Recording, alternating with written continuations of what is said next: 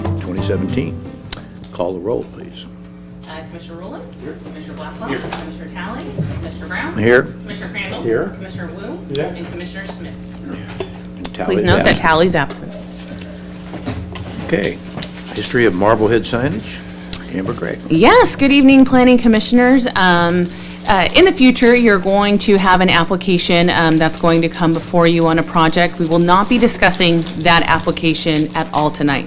But we did think it was very important to go over the history of Marblehead Coastal. This is going to be a very general history of Marblehead Coastal, including the signage at the Marblehead Coastal site.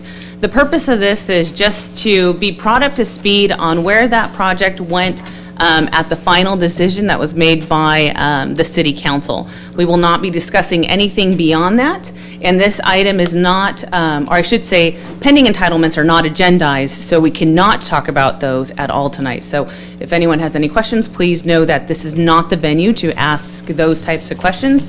The goal really is just to go over a lot of the legwork or information that has been provided in the past, really, just to kind of give you a better holistic look at the project. So we are going to start by going over the history of the Marblehead site in its entirety. It just kind of helps lay some framework and background information. So I think we're all pretty much aware, but just to make sure that everyone's oriented, we are talking about 101 Avenida, Vista Hermosa, which is the site of the outlets at San Clemente, as well as the surrounding Marblehead coastal area, just for context. So a little bit of the background, but in 1998, the City Council approved the Marblehead Coastal Specific Plan as well as the development agreement.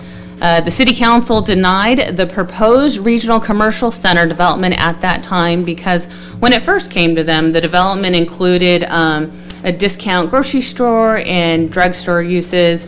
And at that time, there was general support for an entertainment and factory outlet uses. I want to add that everything I'm talking about right now comes from a public document. All the information that I pulled came from staff reports and minutes that were available on the project, just to make that information known. So in July 1999, the City Council approved the commercial development consisting of retail and entertainment uses. And the 1999 approval included a master sign program for the development, but the freeway-oriented signs were not a part of that approval. In 2003, the project obtained California Coastal Commission approvals, and there were some modifications when that project went forward to the Coastal Commission. In September of that year, the City Council approved what the Coastal Commission had revised. So the coastal modifications included a reduced number of residential units that were proposed in the specific plan at that time. So the number of units reduced to 313 from 424. It also preserved environmentally sensitive areas and restored and enhanced degraded open space areas that were located within the specific plan area. So in July of 2004, the City Council approved an amendment reducing the total amount of commercial development on the site. Originally, it was at approximately 700,000 square feet of commercial use, and it was reduced to approximately 642,000 square feet for commercial use. And this includes a 125-room hotel that has a conference center. It had a theater, a restaurant, and outlet retail uses. I apologize. Since that approval, the applicant has amended their application to remove the theater component, and that's how the outlets were built, was without the theater. However, in contact with the applicant, staff is anticipating a follow-up application to reinstate a theater use, so we are anticipating that coming into the division at some point in the near future. So then that brings us to the background of the signage. Again, all I'm going through are submittals that were made and discussion points. I want to emphasize that I am talking about this very generally in hopes to just help provide background context. I'm not going into detail. I'm not meaning to go into specific detail because the document that's on my desk is the background history, and there's no way in this amount of time to really go through all of that. When the staff report is generated, there will be information on the background of the project that you can reference. But again, this is just kind of to set the stage and get you prepared for information for the future. So as stated previously, freeway-oriented signage were not approved in 1999. In 2005, a revised application for signage was submitted, and the application included freeway-oriented signage. Staff and the design review subcommittee did provide comments on that application to the applicant, and the applicant did address some of those comments, but some of the larger comments per the staff report were not addressed. In June of 2006, the applicant submitted a request to go forward to the Planning Commission for their consideration. Staff's recommendation was for approval of the interior signs at that time, but not for the freeway-oriented signs. The Planning Commission did refer the item back to Design Review Subcommittee for additional consideration on the signs at that time. So the item did go back to Design Review, and it was reviewed on several occasions, as well as a tour was done of various other outlet facilities or retailers to kind of compare the two. And then it went back to Planning Commission in September 6th of 2006. And at that time, the recommendation was for approval of interior signs and continued to recommend denial of the proposed freeway-oriented signs. Now, per the staff report of that meeting, the reason why staff supported, they proposed denial of the project was because staff supported the project identification signs on the building that were freeway-oriented, but they did not support tenant signs. So that was the recommendation of the Staff and Design Review Subcommittee. The Planning Commission, however, of course, went through a properly noticed public hearing process, took comments from a number of residents at that item, and in the end, what the Planning Commission's final decision was to approve the master sign program, but denied the sign exception permit for the freeway-oriented signs. The approval of their master sign program allowed for an increase of 1.5 square feet of signage per 1 linear foot of interior signs. And the reason why that's important is because the zoning ordinance allows 1 square foot of signage per every linear foot of frontage that you have. So this was an increase to that standard. The approval also included a number of larger monument signs on the property as well. So in September of 2006, the applicant did appeal Planning Commission's decision. On November 6th, the City Council heard the appeal. And at that meeting, after a publicly noticed public hearing item where members of the public did come and speak, the City Council had decided that they wanted to establish a task force. And this task force was specifically to review the signage for the project. The task force was made up of 2 planning commissioners as well as 2 city council members. And a meeting was held where public comments were taken. So after the public task force had met, the city council had another meeting held in February of 2007. And the 2007 included the approval of oversized interior signs, and that was the 1.5 square feet of signage per 1 linear foot of frontage that I previously noted. And then also approved were the freeway-oriented signs. And I'm not going to go into all the detail of what that approval package contained because it was pages and pages and pages of conditions and different items. But just to kind of go over some of the items that were changed and what the final outcome was on the east elevation, and that's parallel to the 5 freeway or adjacent to the 5 freeway, there was a limit of 10 signs on the east elevation that were to be uniform in color. Also on the east elevation, it was limited to a maximum height of average of 36 inches for those. The material of all the signs were to be aluminum or other acceptable metal. It had a larger color palette where the east elevation signs were limited to 1 color along that sign. But even with that larger color palette, it was still limited to darker more metallic colors, including bronze, navy blue, copper, gray, for example, on those. As far as the tower, that was limited to one project identification sign with 3 tenant signs on 2 of the elevations, is what was approved. And then as far as sign illumination, it was limited to a white halo illumination for the signs with a maximum of 6,500 Kelvin. And the sign was required to turn off 1 hour after closing of the merchant stores. From here, the project went on, and I'm not going to get into what happened with the following lawsuit that came out of that. My goal tonight was just to go over the background history of the project and kind of walk you through what all the series of those events were. If there's additional questions on history, I would love to hear that. That way we can be prepared for that, or any questions that you have when we present the staff report, and so staff can include that information. But that concludes staff's presentation for tonight on this item. Any questions of the city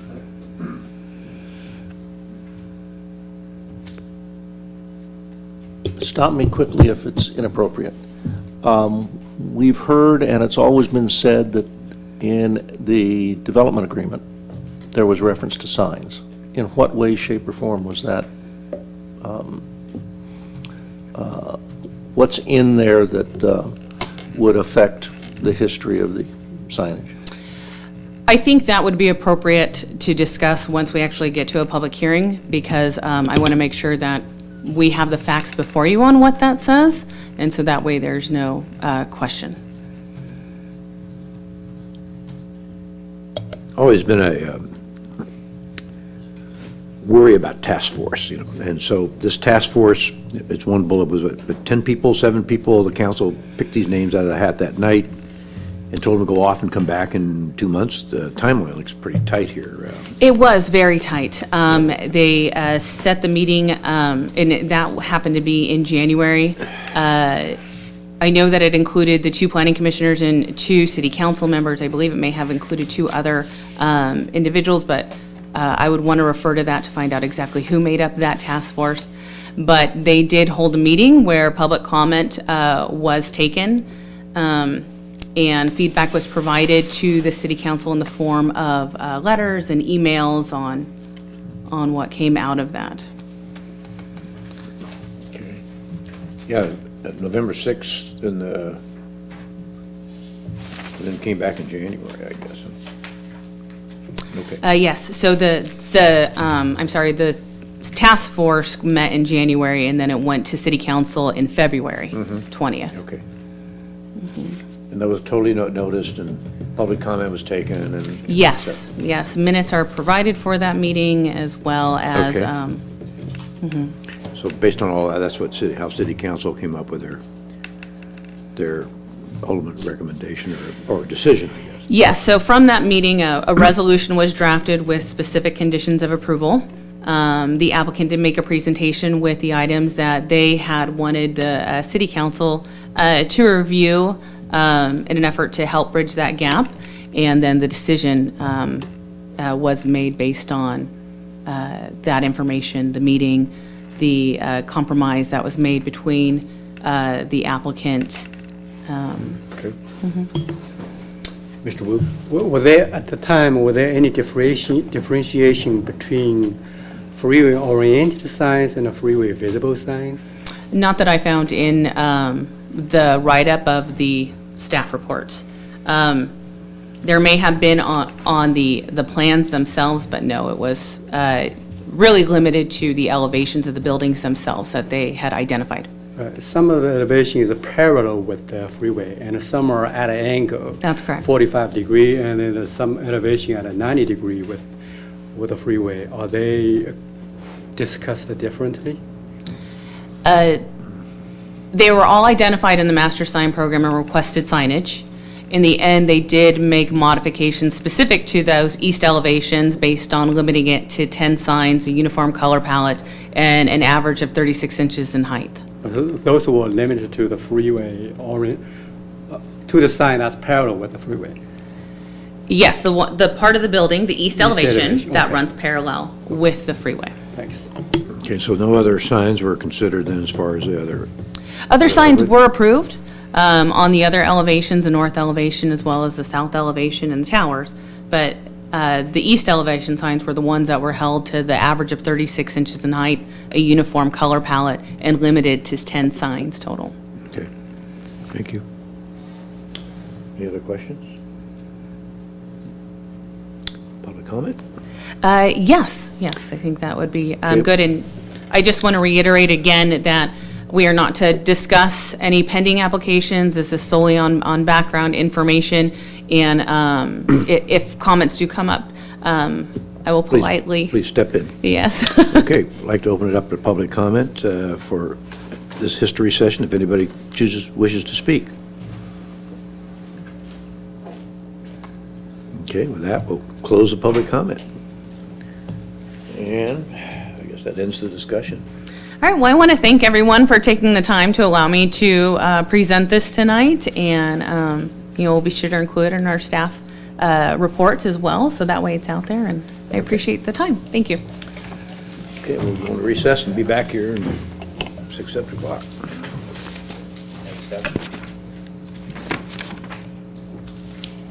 Yeah, the regular planning commission meeting is noticed for 7.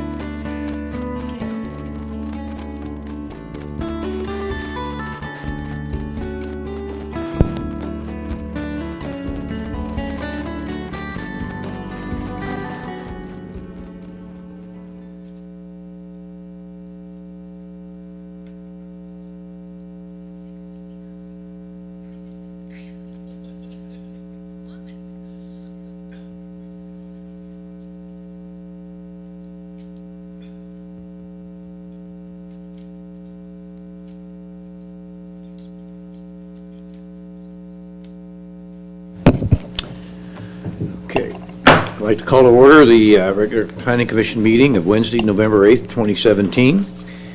And with that, I'd like for Mr. Crandall to lead us in the Pledge of Allegiance. All stand, please. Please stand and join in the pledge of allegiance to the flag. I pledge allegiance to the flag of the United States of America and to the republic for which it stands, one nation, under God, indivisible, with liberty and justice for all. Would the city planner please call the roll? Yes, thank you, Commissioner Rulon. Here. Commissioner Blackwell. Here. Commissioner Talley. Commissioner Brown. Here. Commissioner Crandall. Here. Commissioner Wu. Here. Commissioner Smith. Here. And please let the record show that Commissioner Talley is absent tonight. There are no special orders of business tonight.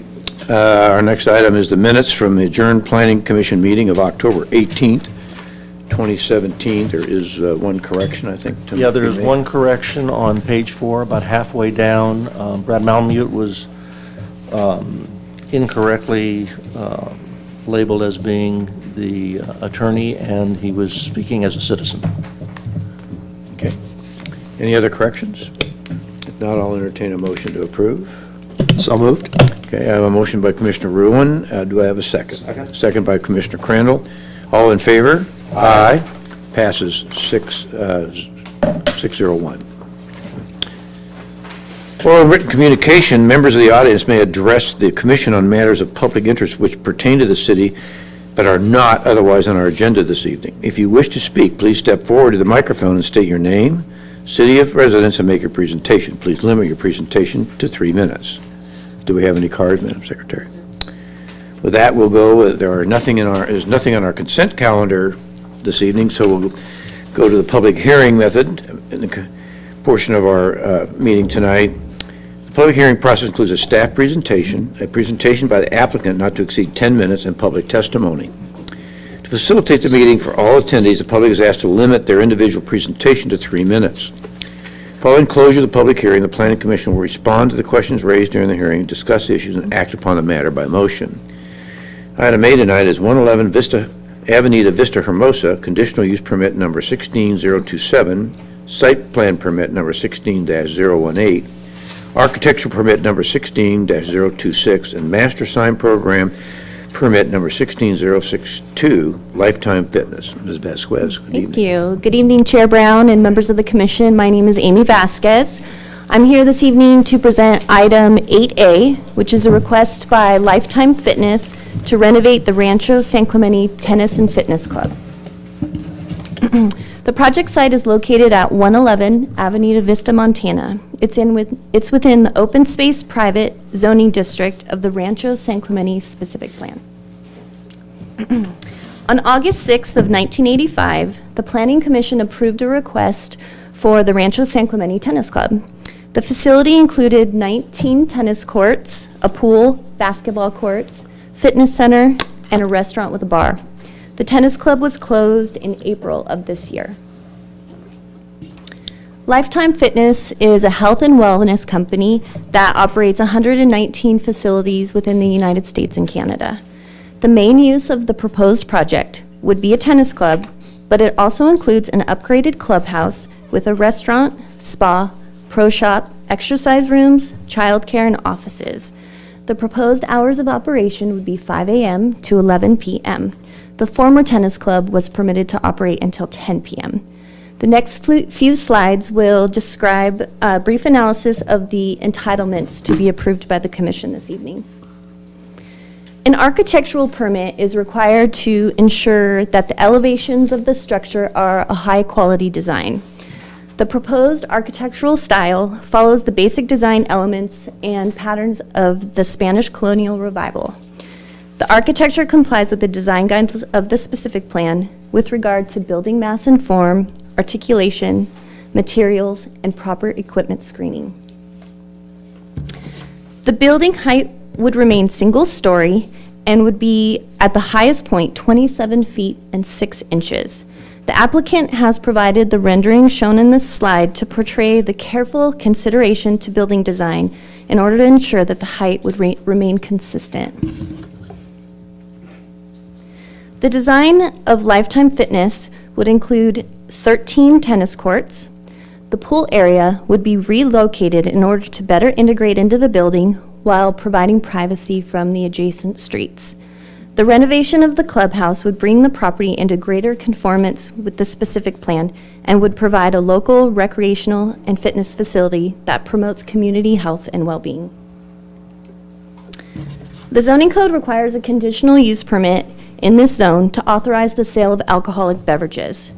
The beverages would be served within the restaurant and the poolside cafe. The tennis club has been serving alcohol at this location since 1985.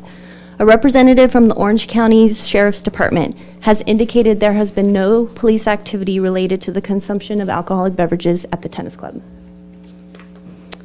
Master sign programs ensure that there is a cohesive approach for signage on buildings when more than 4 signs are proposed. The design, materials, and lighting of the signs for lifetime are in character with the Spanish architecture. The master sign program would provide project identification, improved visibility, and cohesive design elements. Staff believes that the proposed project is consistent with the goals and policies of the general plan and the specific plan. I do have a few cleanup items to state into the record. I would like to remove condition number 40 of the draft resolution. And condition number 45 has been slightly modified by engineering and distributed to the Planning Commission. The applicant has reviewed the draft resolutions and agrees with the recommended conditions of approval. We are available for any questions at this time, and the project applicant has their team available as well for any specific questions. Mr. Blackwell. Yes, Amy, nice presentation, thank you. Thanks. I have a few questions, and I'd like you to just touch on each one. I'm trying to think here which one I would start with. How about lighting? Can you walk us through some of the lighting that's proposed at the project? Well, there would be the tennis club lighting that's existing now. Okay. The applicant has indicated they wouldn't be changing out the lighting because it was pretty newly installed. Okay, so no new lighting is being installed? Okay. Okay. The plans show, looks like about 16 EV parking stalls. Is that correct? 16, I would give or have take? to, yeah. Are those going to have associated equipment charging components as well?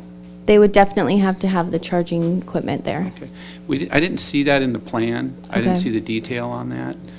Do we have anything that we can look at just to get an idea where all those charging packs are going to be sitting and how they're going to be screened, if at all? I would have to check with the applicant on that Okay. one. Okay. I know that the California Building Code now has new provisions for EV charging stations, and we would be analyzing those in the building permit process. Okay. But maybe when the applicant comes up, he could describe those. Okay, great. The trash enclosure, so there was discussion at the DRSC level about a roof element with some hand-packed concrete detail in there, and the applicant has selected the design option 2, and that would be just to do a wooden trellis, correct? That's correct. Okay, so we're putting in plant material around they're conditioned to put plant material around the trash enclosure. That's correct. I didn't look at the detail on that, but Okay. can you tell me how tall those shrubs are going to be? Are they intended to grow taller than the trash enclosure? I'd have to check with the landscape architect on that. I'm not sure exactly the height of those. Okay, which is Yeah, my next yeah. question.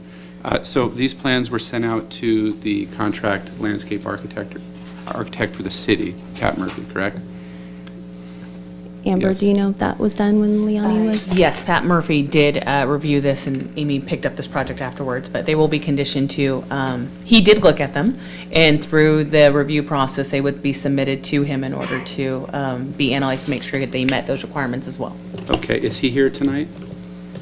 No, Pat Murphy's not here, but the applicant's landscape architect is here, and you're Okay. welcome to ask him any questions. Okay, and the reason I am interested in that piece, I'd like to know what the our city landscape architect has to say about the plant design.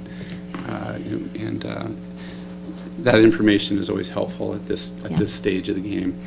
I did notice on site there was quite a bit of dead brush adjacent to the parking areas. Is there a plan to remove or clean that out?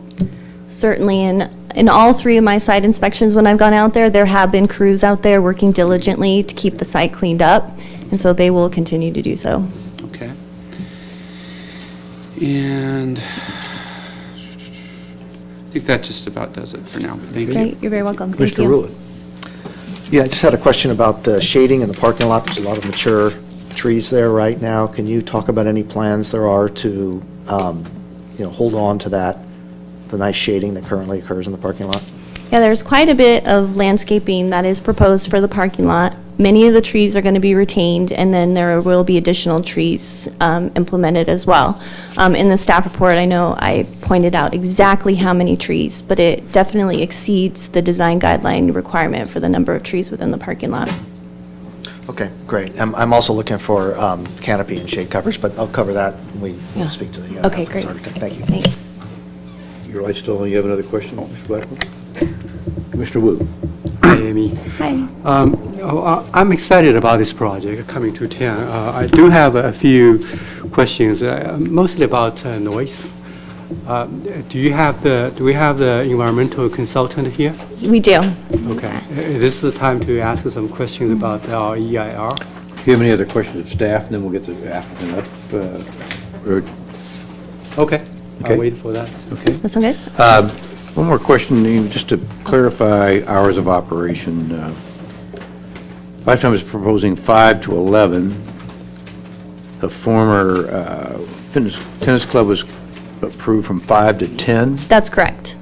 Was there any other hours on the weekend, or should they open later on Saturday, Sunday mornings, or go later because of parties, or was there a flexible window there, or can you eliminate those? There is. In their use permit from 1985, one of the conditions said that if they were to have a special event, they could come to the city and ask for extended hours if they were to have a wedding or a weekend event. at Special the site. activity permit. That's correct.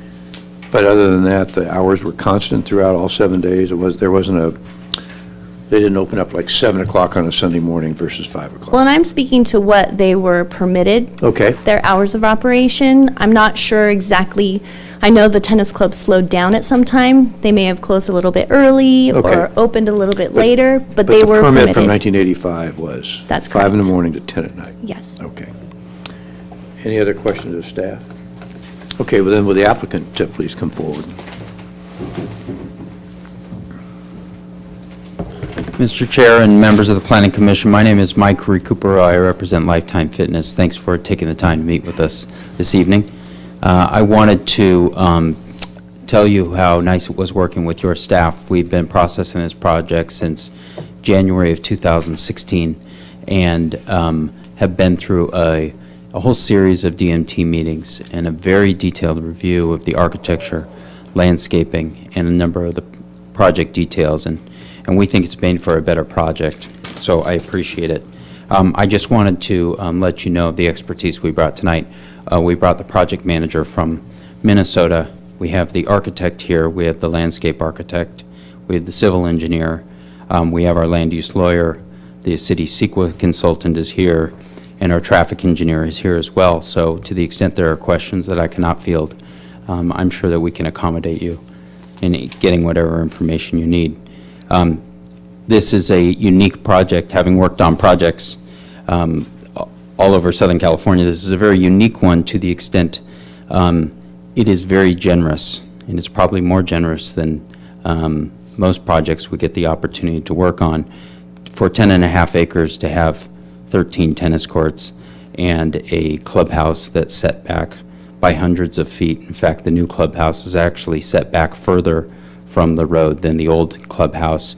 The extensive landscaping the staff suggested, and the last detail of architecture down to the scale of the arches, the inset of the windows, the rafter tails. There's just been a lot of work done here, and I think that it shows up in the final product that you're seeing here tonight. With regard to, I'll try to answer a few of your questions, and if that's insufficient, we will have the experts come up and talk about those. With regard to the lighting, indeed, all of the tennis courts, most of the tennis courts are not being changed. The lighting exists now, and so we're not changing that as a result of this application. I just wanted to make clear, there will be new lighting, though, for the rest of the project, but I think you were asking about the tennis courts lights. With regard to the EV parking stalls, I don't have the actual equipment chosen, and so I can't give you a rendering of what that would look like at this point. I'm sorry, that's kind of one of the details I'm sure we'll get to at a later time. With regard to the plant design on the trash enclosures, Brian Hannigan is here from RRM, and I'll ask him to come up after I'm done to field that question, if that's acceptable to you. With regard to shading in the parking lot, he will also address that question, but we are keeping a number of the trees, and we're also putting in other trees. The landscape palette, Pat Murphy's one of the more respected guys in the county, as you guys know, has been looked at very carefully, not from only an aesthetic standpoint, but in terms of fire safety, because we're doing a fuel mod on the edges as well. So as you guys know, and I know how experienced all of you are in development and architecture, the landscaping is not something that is left to guess at. There's usually a defined palette we can use. There's no invasive there, obviously. And so that's been chosen carefully, but I appreciate that question. If there are any other questions, you had a question regarding noise, and I don't know exactly what the question was. We've had an acoustic analysis done as part of the MND. Are there specific questions that you have? Well, I leave the noise question to your environmental consultant because it's very technical. I do have a question about operation hours. You suggest the you apply for the operation hours between 5 to 11. Yes. I guess if we separate your activities into indoor activities and outdoor activities, do you typically have outdoor activities until 11 p.m.? First of all, this is not a typical Lifetime Fitness facility. The other one that you might be familiar with is a big 4-story, 125,000 square foot box in Laguna Niguel. This is a tennis club. The tennis club, the question is, I guess, do people typically play tennis till 11 o'clock? I think the answer is no. We all know what tennis clubs are like, and typically they're not used that late. Could I tell you that nobody will play tennis ever until that hour? No. There is no night swimming, so that's important for you to know. There are no floodlights around the pool like you would have at a high school pool, for example. The pool is obviously bottom lit for safety, or side lit, I should say. But I don't believe there's much activity going on late at night. So maybe it's a question later on, but you do see the potential that you will be okay with the operation hours for outdoor activities prior to 11 p.m.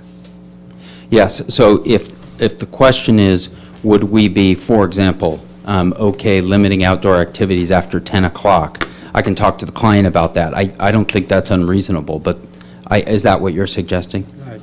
Yes. Okay. So I will talk to the client about that if that's okay. Okay, thanks. Any other questions? Mr. Smith? Yeah, I'm curious about the potential rate due structure of the remodeled club and the fact that there's existing players now who have been playing at this facility, and they're no longer able to play there. But when the facility is going to be completed, will there be some consideration for dues for them that would be in line with what they paid before? Are they going to be looking at rate increases? Mr. Smith, that's getting into kind of like a business plan, which is beyond the charter of the Planning Commission, which is land use. Would the city attorney please comment on that? Mr. Chair, Commissioners, yeah, the Planning Commission's purview is typically land use issues, zoning issues, planning issues, not business issues. The applicant can certainly answer the question. We cannot base our determination, of course, on these types of issues. Correct. Okay, just as long as that's understood. Yeah. Thank you for that question. The membership to Lifetime Fitness is obviously the heart of what they do, and the members are the most important part of this business. Unfortunately, I don't have an answer for you tonight, and I'm not sure there's anyone at Lifetime that does for this reason. We haven't gotten there in terms of incentives for people who come back, et cetera. We are just at the beginning stages of we're getting our planning done now. So unfortunately, I don't have answers in terms of the business operations and costing structure at this time. Okay. Okay. Would the applicants, you ready for the noise engineer, environmental engineer to come forward? Yes. Yes. Ross Geller?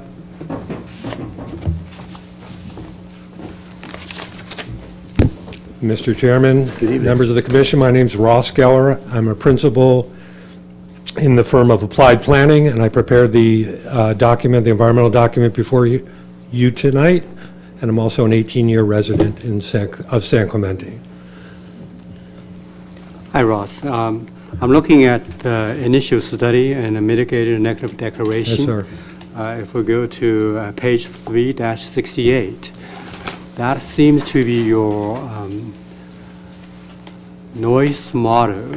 Can you quickly go over with us how you model that noise to calculate the proposed noise, especially let me take an example, R4. R4 is probably one of the most, it's the closest homes to you, according to your map. So where do those noise numbers come from? That's not from a real measurement, right? The project hasn't been built. So you have a computer model or something. Right. This modeling right here is for the traffic on the street. And so there is a model, there's a noise estimating model that takes the volume, the existing volumes, and we know that from the traffic study that was prepared.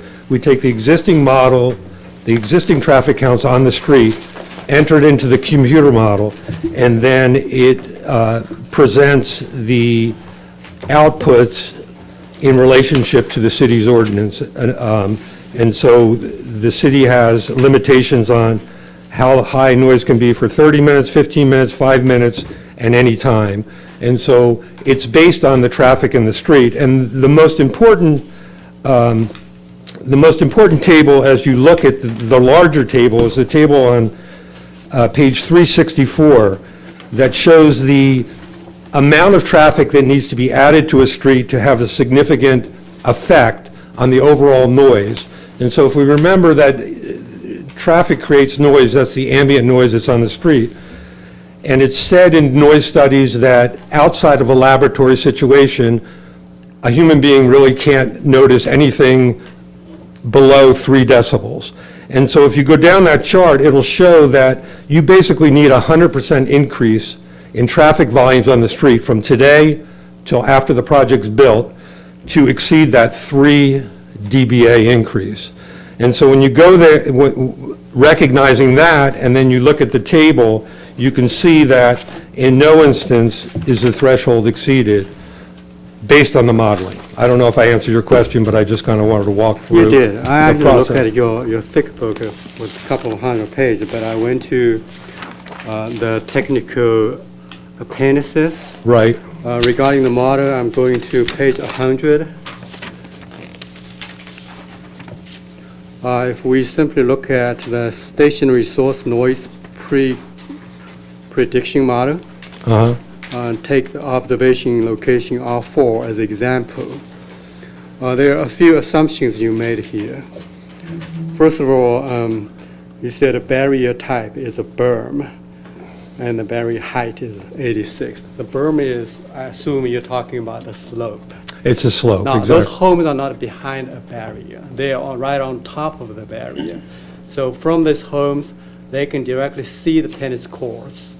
I understand the distance attenuation side, but I'm not sure that I understand why when the house is not behind a slope and you use the shielding, parenthesis that says a barrier attenuation, that is about a 9 decibels reduction. So where is the shielding between this house and the tennis courts?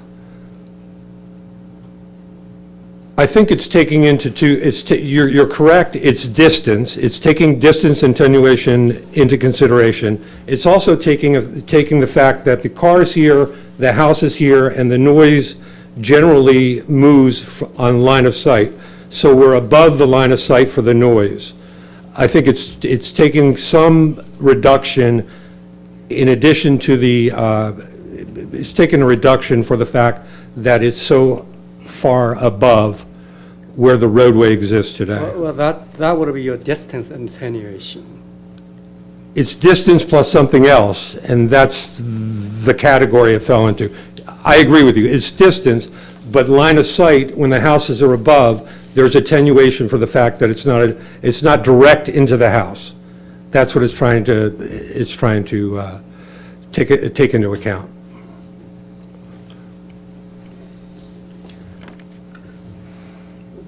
Okay. All right. Additional questions? The second question is, if you look at the tennis court, your basic assumption, for example, we look at the chart on the same page, stationary source noise prediction model are for tennis court activity.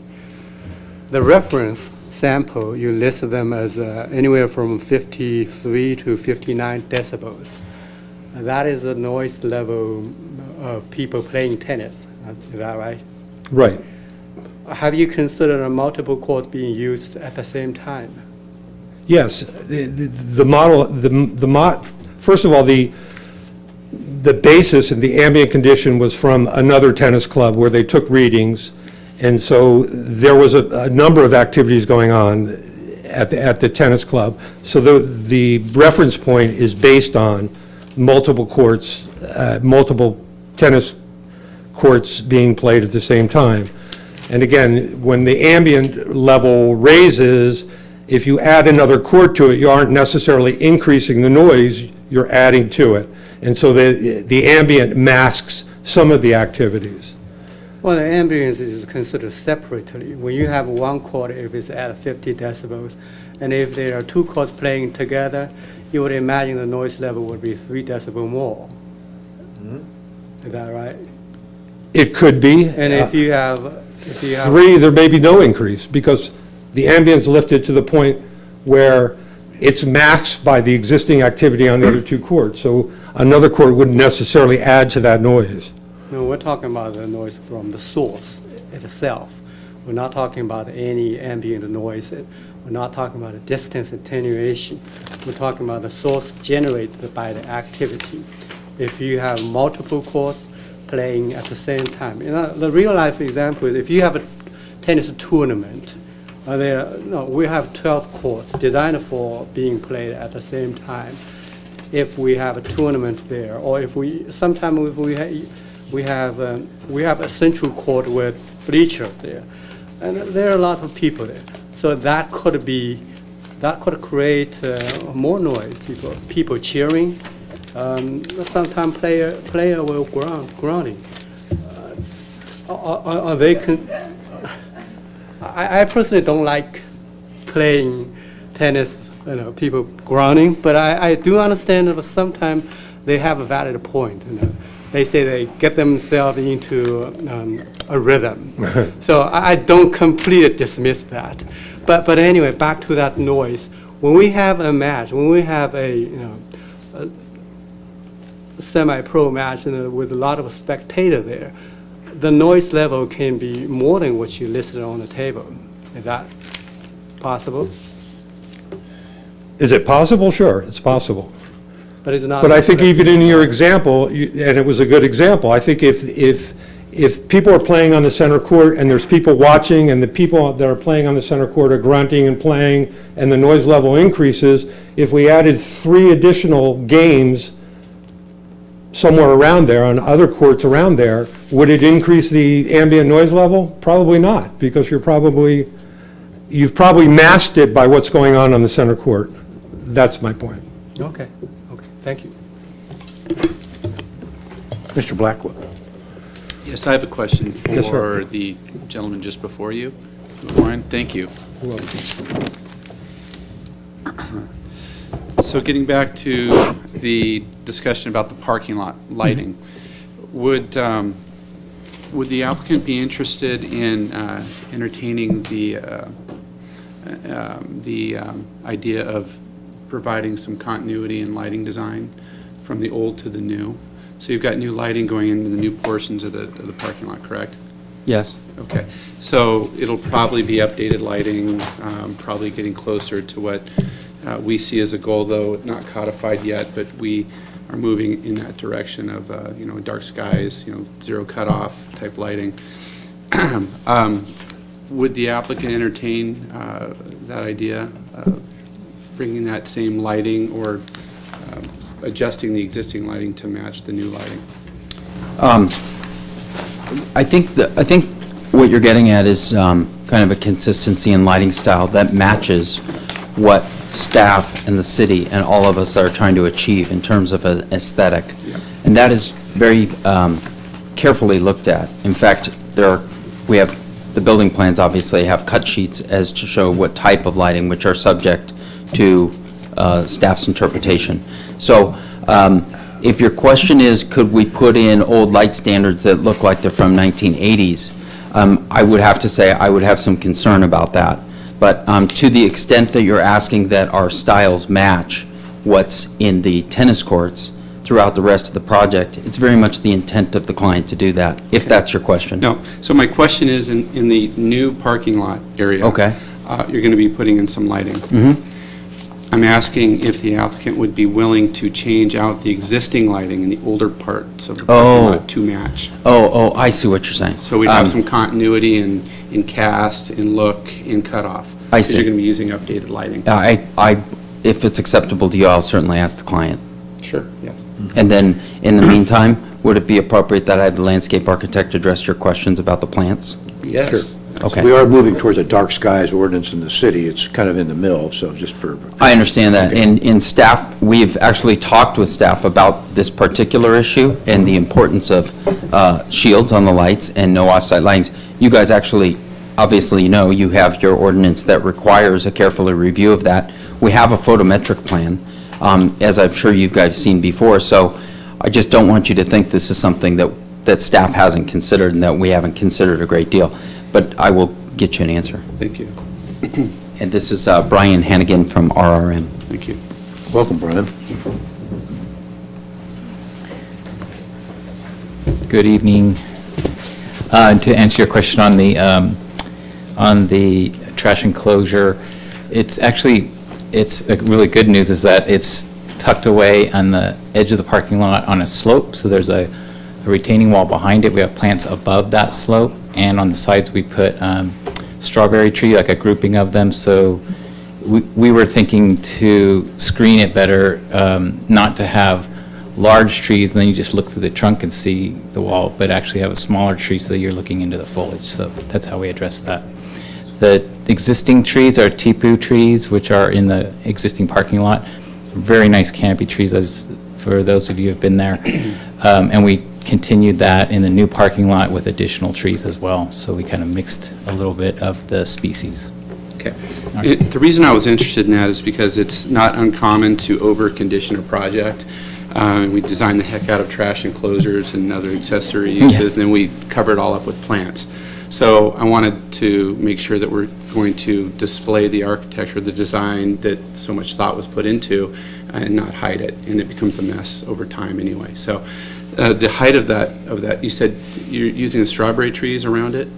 Yes, on the right side of it, if you're facing it. Okay, and then we're going to rely on the existing buffer to screen the rest from outside? Yeah, there's other trees up the slope that are staying, and shrubs. Okay. But you'll be able to see the trash enclosure from the parking lot if you look in that direction. So Okay. you'll be able to still see it. And did you identify some of the, there's some significant plant material on site that is either dead or dying? I think there's a coral tree at the frontage on Vista, Montana. Will that be removed? Yeah, we actually went through the entire project with the owners and with the city staff too on, and looked at ways to address some of the plants that were dying or needed to be replaced. So there was additional work done just around the site to clean that up. So that's been taken care of. Okay. And ongoing, because a lot of it still exists. Yeah, it'll be taken care of on paper, right? No, actually in the field, it was taken care of, yeah. Okay. And it is ongoing. They're the new owners, so they'll always have to take care of those. Okay. Yeah. Well, thank you. Yes, no problem. Mr. Rulon, you've been waiting very patiently. Thank you. Brian, actually, I do have another question for you, but I thought as long as you were up, but make you get up again.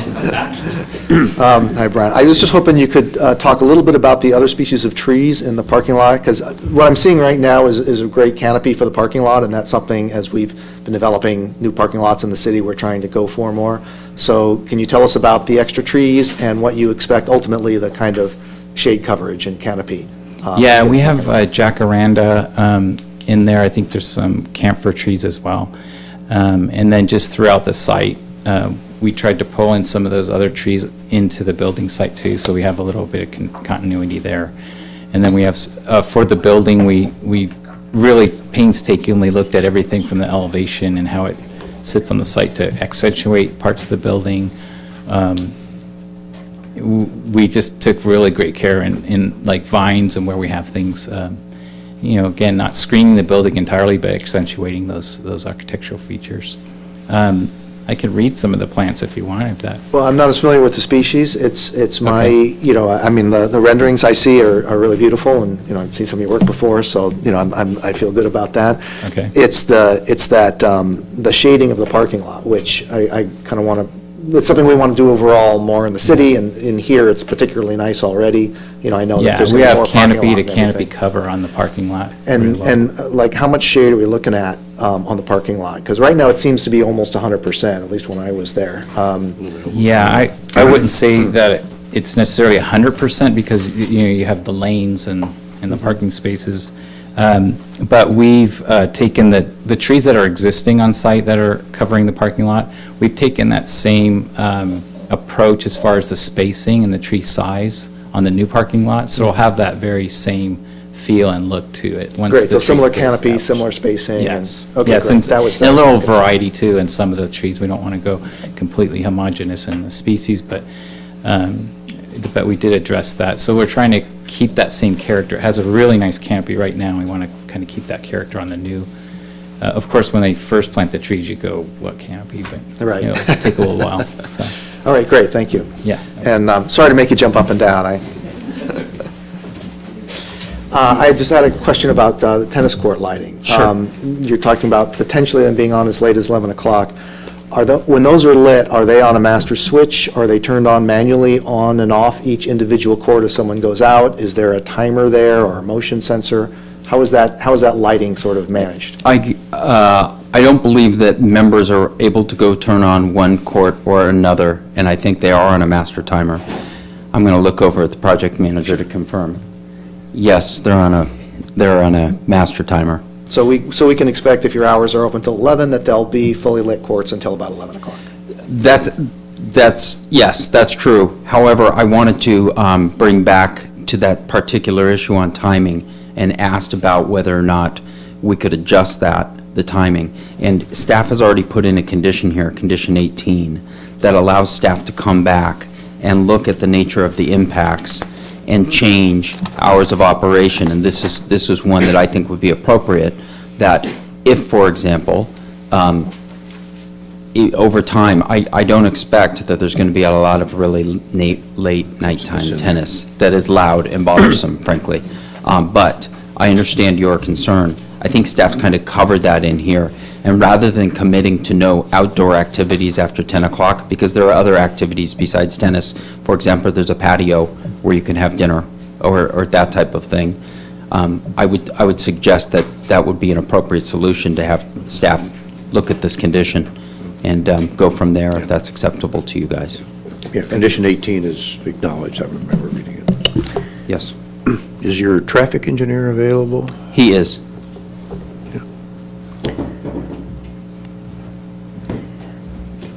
Good evening, John Kane, Urban Crossroads. Okay. And so your methodology pretty well laid out in the technical areas in the three intersections involved. Did you correlate your traffic study with the city's traffic study that we did with our general plan that was concluded about a year or two ago? Is there any correlation This there? is brand new counts, brand new overlays of traffic, on those counts in that area. and it wasn't addressing general plan build-out timeframes. You know, We it's had more. intersections that 58 intersections we actually studied and tracked in our technical studies, and I wonder if you looked at that for any correlation or not with what you came up with. You know, frankly, we did not. Okay. You know, the focus was on, you know, getting a fresh, existing, you know, set of ground counts for that area, and overlaying cumulative traffic growth and the project on top of that. Okay. For the audiences here, could you explain your methodology to them, please, just for the public? Going out during morning and evening peak hours, actually counting the turning movement, left turns, right turns, through movements at the intersections in the vicinity there. Basically overlaying the project as a new layer of traffic going on top of that, and evaluating the operating conditions without the project, with the project. Correct. With some cumulative growth dialed in. That was the basic approach. Okay. Did you coordinate or run these numbers by our city traffic engineer, and he's knowledgeable of it? Yes, there are layers of review, you know, here at the city, and staff could probably better address that. Yeah, our traffic engineer is sitting in the back, and I'm going to call him forward. Okay. But your traffic counts indicated level Cs or B or better, I think, throughout the entire area, where our criteria is level D. So it looked for both different types of ICU and HCM. Right. And so for those different types of methodologies, so it looked fairly solid as far as for the area. Mr. Frank, would you like to comment at all on that?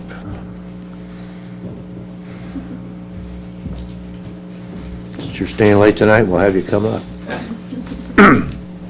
Hi, I'm Tom Frank. I'm the Transportation Engineering Manager and your Traffic Engineer. And yeah, we did do multiple reviews on their submittals, and we actually had many comments and went with a more conservative land use assumptions for traffic generation. And to answer your question regarding the impacts of looking at the general plan and actually the projected long-term general plan impacts, there's really no difference in the land use assumptions that are made for those long-term projections.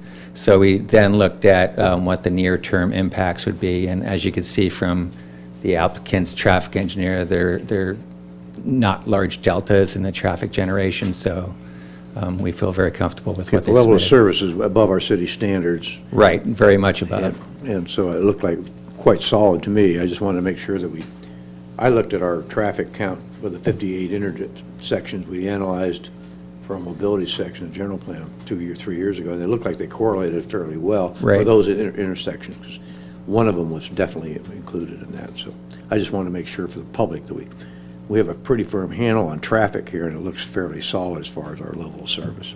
Right. Okay, thank you. Any questions of the traffic engineer? Yeah, Frank, since you reviewed the traffic analysis, did you also have a chance to look at the parking analysis? That's not under our purview, that's under planning's purview, so the planners can address that. Oh, okay. And on the parking,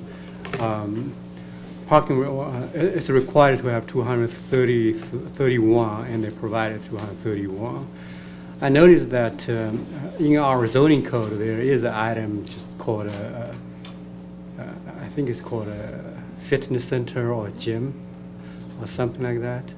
It requires one parking space every 150 square feet. So if we were to use that simplistic approach, it would result in close to 300 parking spaces. So we break them down into different functions because some of the function has much lower demand for parking. For example, the storage would require minimal parking. So that's how you get to the lower number.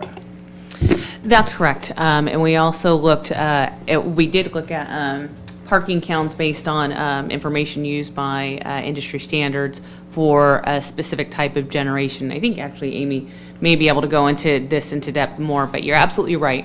We do look at, because this is a very unique type of facility, the next closest one that we can look at may be the 24-hour fitness as far as the health club center itself, and in that case, staff did the same thing, broke it down by uses.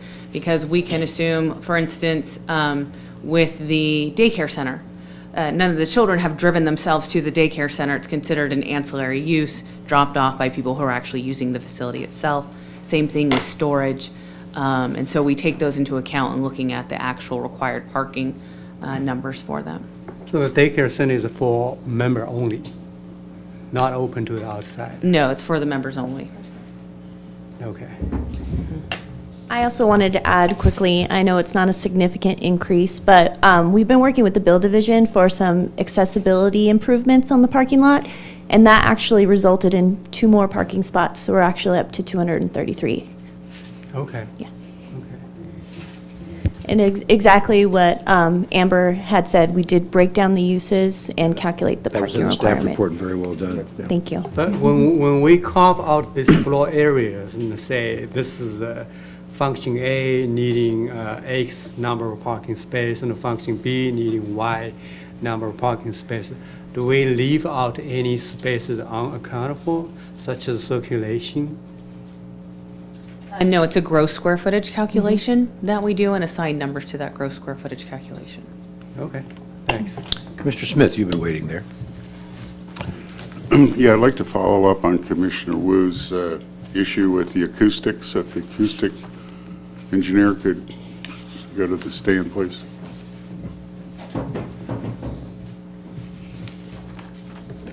Yeah, you know, I think obviously we're concerned that we don't want to have a facility here that's going to be a nuisance with noise, and I don't really see that that's an issue here, but I do want to ask a couple of questions. One is, there's a reduction of 6 tennis courts in the new scope of work.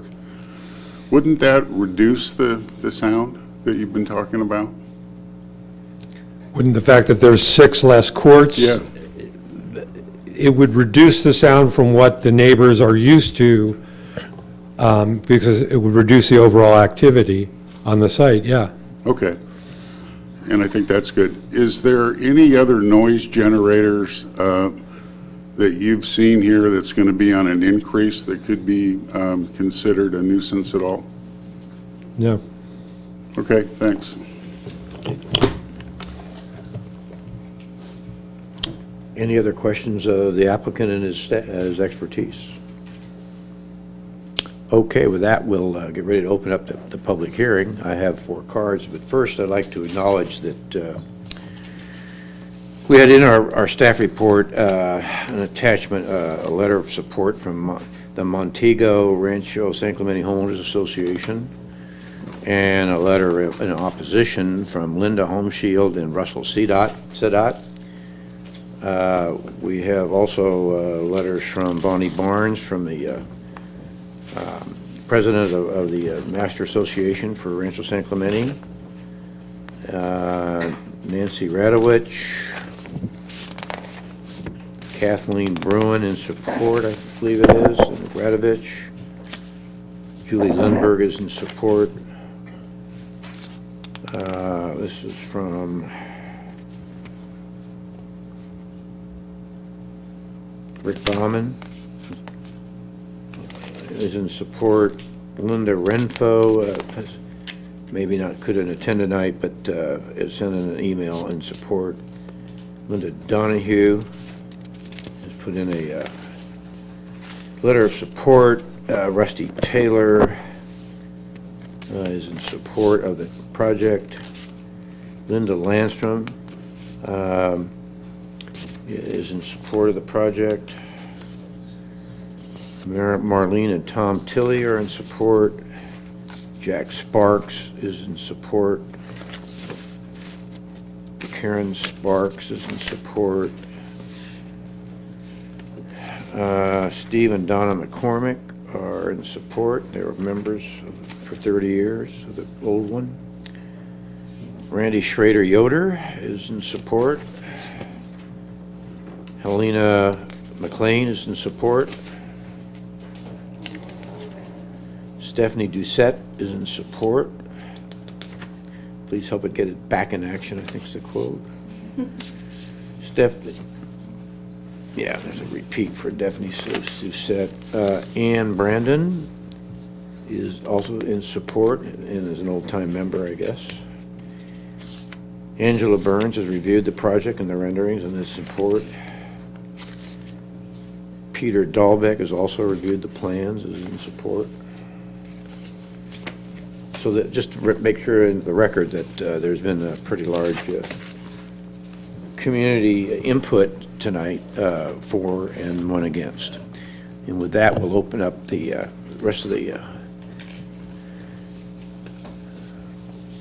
car. I have 4 cards. If anybody else wishes to speak, you should get a card in the back, fill it out, and put your name on it, and make sure the recording secretary has it. First card we have is from Linda Hamshield.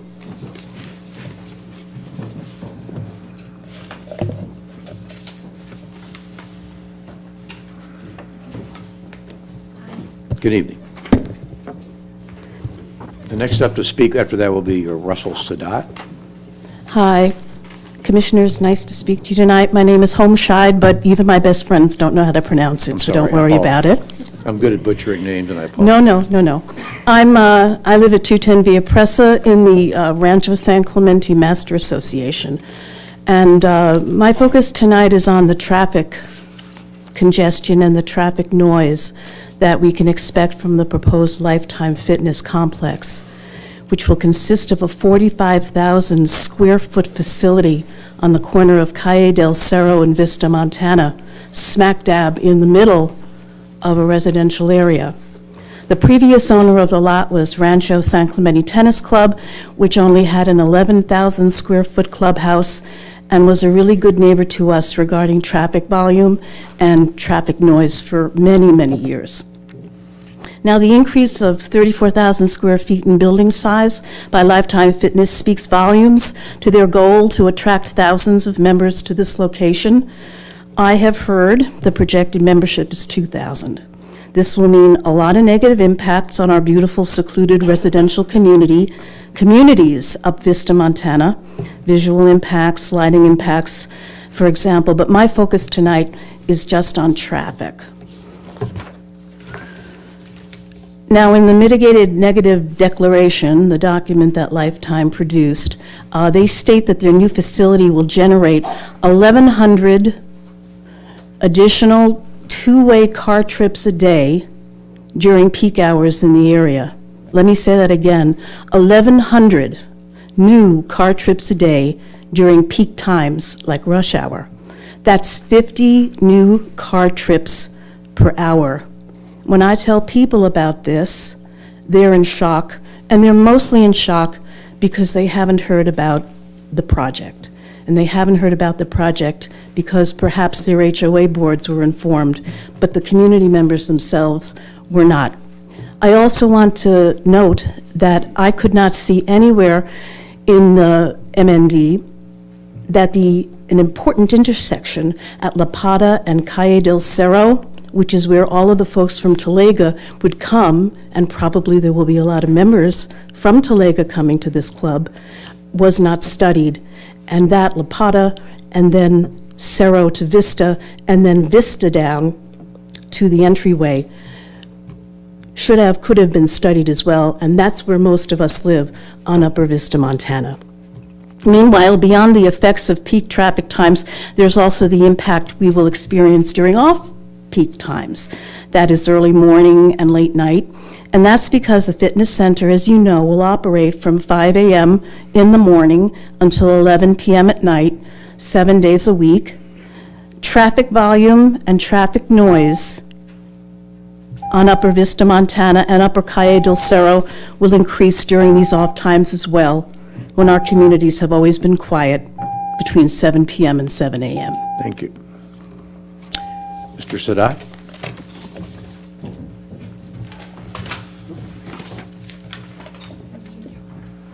Hi, Russell Sadat is my wife there. The one thing I had not factored in was this grunting issue. And if you're planning on having Maria Sharapova there, does that mean I'm going to have to close my window? I live 3/4 of a mile away. Seriously. I'm an 18-year resident of Rancho San Clemente, And quite frankly, my wife and I are very sad to be here tonight. The area is about to be completely overrun by this project and what they are calling a tennis resort. It's a gym.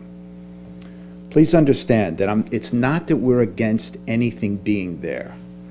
The tennis center was a wonderful neighbor for 18 years. It was low density, no problems, no issues whatsoever. That is going to change. My points. As my wife mentioned, over 1,000 car trips a day. People jamming down Vista, Montana at 5 a.m. to get to the gym, going 60 or 70 miles an hour, coming back up. It's a residential community, okay? There has been zero community outreach on this project to the people that live in Rancho San Clemente. There has been some outreach to the homeowners associations, and the homeowners associations do not communicate anything, let alone anything about this project. There has been zero communication, no meetings on the part of the company, no community outreach whatsoever, okay? This area is quiet from 7 p.m. to 7 a.m. in the morning. It basically shuts down. 12 hours a day, very quiet, very, very quiet at night. That's going to change, okay? Facilities within a half a mile of many residential areas. I live 3/4 of a mile up the street, and 5 a.m. to 11 a.m. is just, it'll be off the charts. Now, with all the EIRs and all the projects that you've done, and everybody's done, the effect on Rancho San Clemente is not understood. It has not been studied. You are putting a massive facility, 44,000 square foot gym, lit up, tennis center, in the middle of a quiet residential area. And San Clemente is getting completely overrun with traffic issues, noise issues, you name it. Now it's pushing up into the residential areas, and we're being asked to accept this. It's beyond comprehension. Another thing which I didn't realize, which I just thought of, is if there are plans for professional tournaments here, that to me is just unacceptable. So finally, the tennis center was a great neighbor. I anticipate a lot of problems. It's not that we're against anything. It's just that this needs to be understood a little bit better. Thank you. And also, I will appeal it if it gets passed. Thank you. Okay.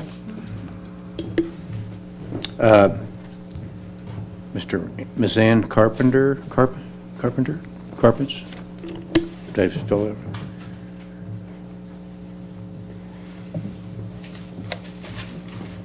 Hello, my name is Ann Carpenter, and with my husband Philip here, and we are 25-year residents of Rancho San Clemente, and we're a member of the tennis club for 20 years. And we joined Lifetime Fitness at the transition and have been going to the Laguna Niguel Club. So I would just like to speak to how lovely and pleasant the Laguna Niguel Club is. I go up there 2 or 3 times a week, and I have never felt like there was horrible traffic or horrible amounts of noise, and it's a huge place with a lot of members. One thing, I think the management up there is fantastic, and they did offer us a deal during the transition. They let us stop paying our dues if we wanted to, and they were going to re-up us at the same level upon construction, just to clarify that. So we kept going to Laguna Niguel. We didn't take the deal. We really love that club, and we are really looking forward to having it in Rancho San Clemente. One thing that I have heard tonight is there's a lot of concern about the evenings, but the big Laguna Niguel Club gets really quiet at nights, and especially on the weekends. And when they were having all the weddings in Rancho San Clemente, we would go up to Laguna de Niguel, that great big box club, to get some peace and quiet on a Saturday night.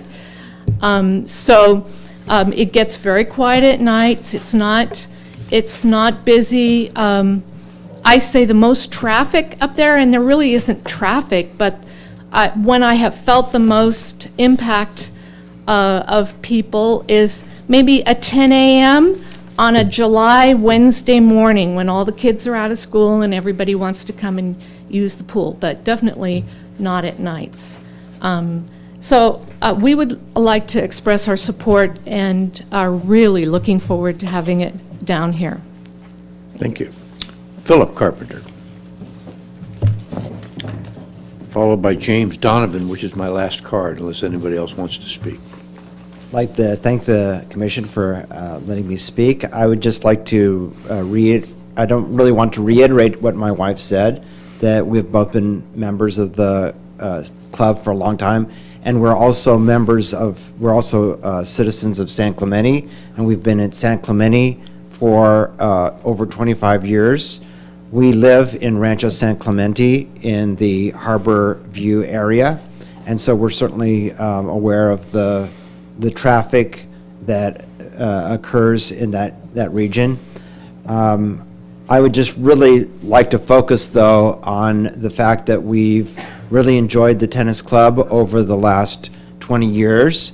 We were at first disappointed when we heard that it was closing down, but then we were very gratified that Lifetime Fitness was going to rejuvenate that club and also provide us an opportunity to swim there. We've been swimming members of the club. We don't play tennis ourselves, but our children have used that pool while they were growing up. That's where they learned where they practiced for their junior lifeguards. And so we had many happy times at that club, and we're looking very much forward to coming back to San Clemente to use the facility once it opens up again. Thank you very much. Thank you. The last card is James Donovan.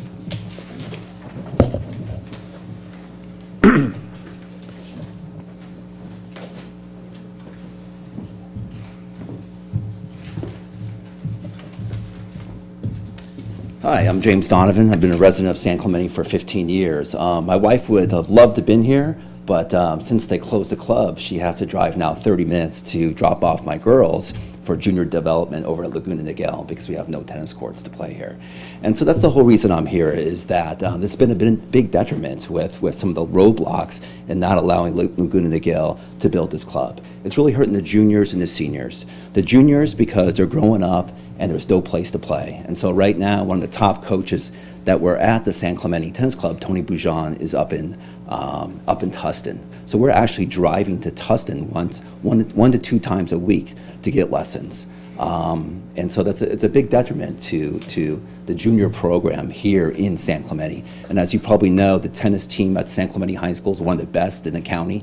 They're always ranked in the top 5. We've won league titles 4 years in a row. But where do we have to go practice? We have to go up to Laguna Niguel over at the Spearman Clubs. And he's the head coach for Dana Hills.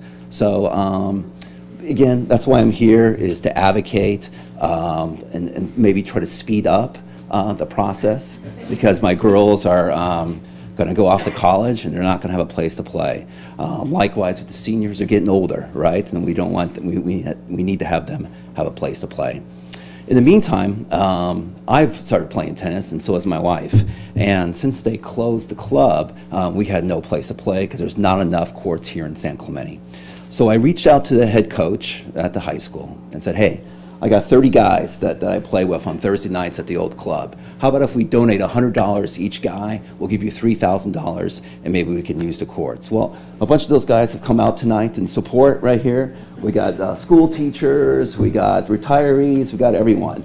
That's where we're playing. And we're playing at the high school because we have no place to play. So again, I'm here to support Lifetime. I asked that maybe you guys can maybe speed up the process, maybe conditional use permits, something before my girls go off to college, don't have a place to play, along with the seniors. You know, I'm mid-40s, so I can wait. It'll be fine, you know, in 5 years or so, or in a year or so. But again, I think for the juniors and the seniors, it would be nice if we can get it going. So, yeah, so I'm here to support it. So, thank you. Thank you very much. Is there anybody else that wishes to speak on the subject? Then I'll close the public hearing, and we'll enter into discussion. Mr. Crandall, you have your finger on the trigger? I do. I just want to say it's been a pleasure working at the design review level with the applicant. They've been very willing to work with us in the city, and I'm not aware of any actual roadblocks that have come before this project. It's just to make sure it's right for the citizens and right for the neighbors. It takes time to review everything.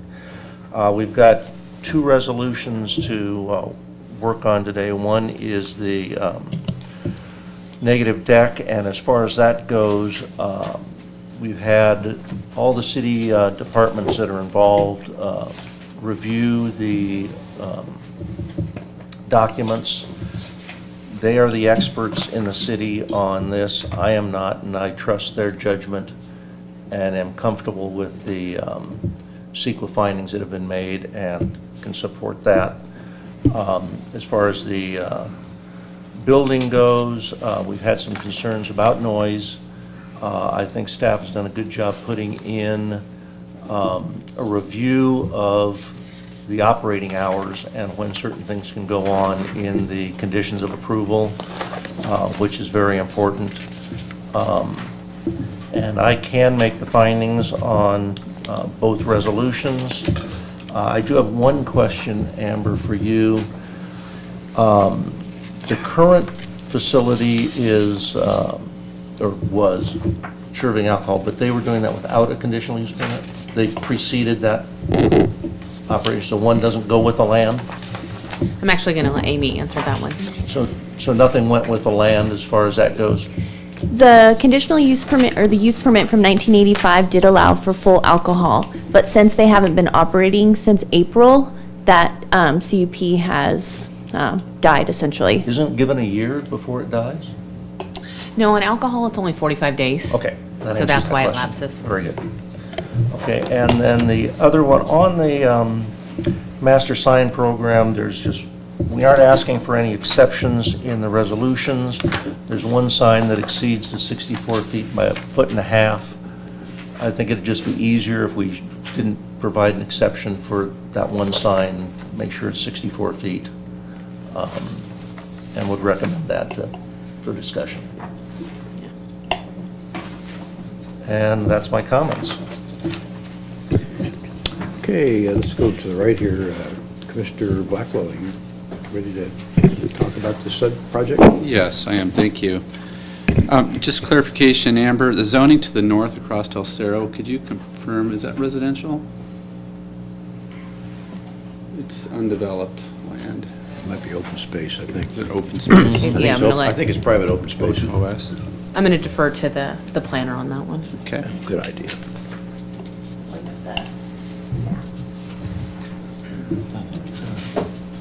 There you go. That's correct. To the north is open space. OS, okay, thank you. Well, I think it's a great project. It's definitely an improvement to what was there.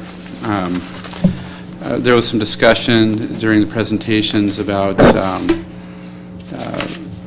equipment that would be added later on for the charging stations. And I think that equipment for 16 stalls plus could be intense. There could be quite a bit of mechanical equipment visible to somebody. And I think that though it's necessary, I think I'd like to see that equipment be screened where appropriate and left to the discretion of the planning of the city planner, just to make sure that there's no impact to some of the residential uses that are to the east that may be able to see it from their homes that are at higher elevation. That, along with the parking lot lights being improved on the existing the portions of the parking lot that will be maintained, and the new area, I'd like to see some continuity there, and I appreciated the applicant's willingness to do that. Overall, it's a great project. The hours of operation leave me a little concerned with an 11 o'clock stop time. We're going to have the residual folks that, maybe the tennis court lights will turn off at 11, and that's great, but we're going to have traffic that's going to be, percolating out over time as folks leave. And so we could see, traffic impacts up to 11 o'clock potential, or 12 o'clock, or certainly beyond 11 o'clock. And I think that's just a little much for this area. Though it is on the outskirts of more sensitive uses, it is in a residential area. It is very quiet at night and very dark at night. If the rest of the commissioners are in support of this project, I would suggest that you consider that piece of it. The hours of operation, I think, are fine, but the extra hour is just a little much for a residential zone. I believe that the impact would be great on the residents in the area. Other than that, I can live with this project. I think it's a good one, and I'm looking forward to seeing it. Mr. Rulon. Yeah, with regards to the hours of operation, I kind of agree with you. It's a larger facility, and the hours they've been operating with for 25 years, that seems to have been doing well in the community. And I'd rather see, since this is larger, I'd rather see what the impact is to the community with the hours that they've been living with for 20, 25 years. And, if everything is copacetic, maybe change the hours to more, if that seems like the thing to do after some period of time. It's kind of harder to say you get these hours and then shrink those hours down once there's a negative impact, perceived. So I'd kind of like to start off with the hour. I think it would be better for the neighborhood if they started off with the hours that they've been working under. And 5 to 10. Yeah, then kind of, we'll see. Overall, I think it's a very nice project. There's a lot of, things that we're doing here, and I think they go together pretty well. I do have a little concern about the lighting on the tennis courts. I'm imagining, especially if the time goes to 11 o'clock, I'm imagining a kind of a very lit structure, going into the night. If that's the way it's been up to now, up till 10 o'clock, then, same, and in fact, 3 fewer courts, that seems reasonable.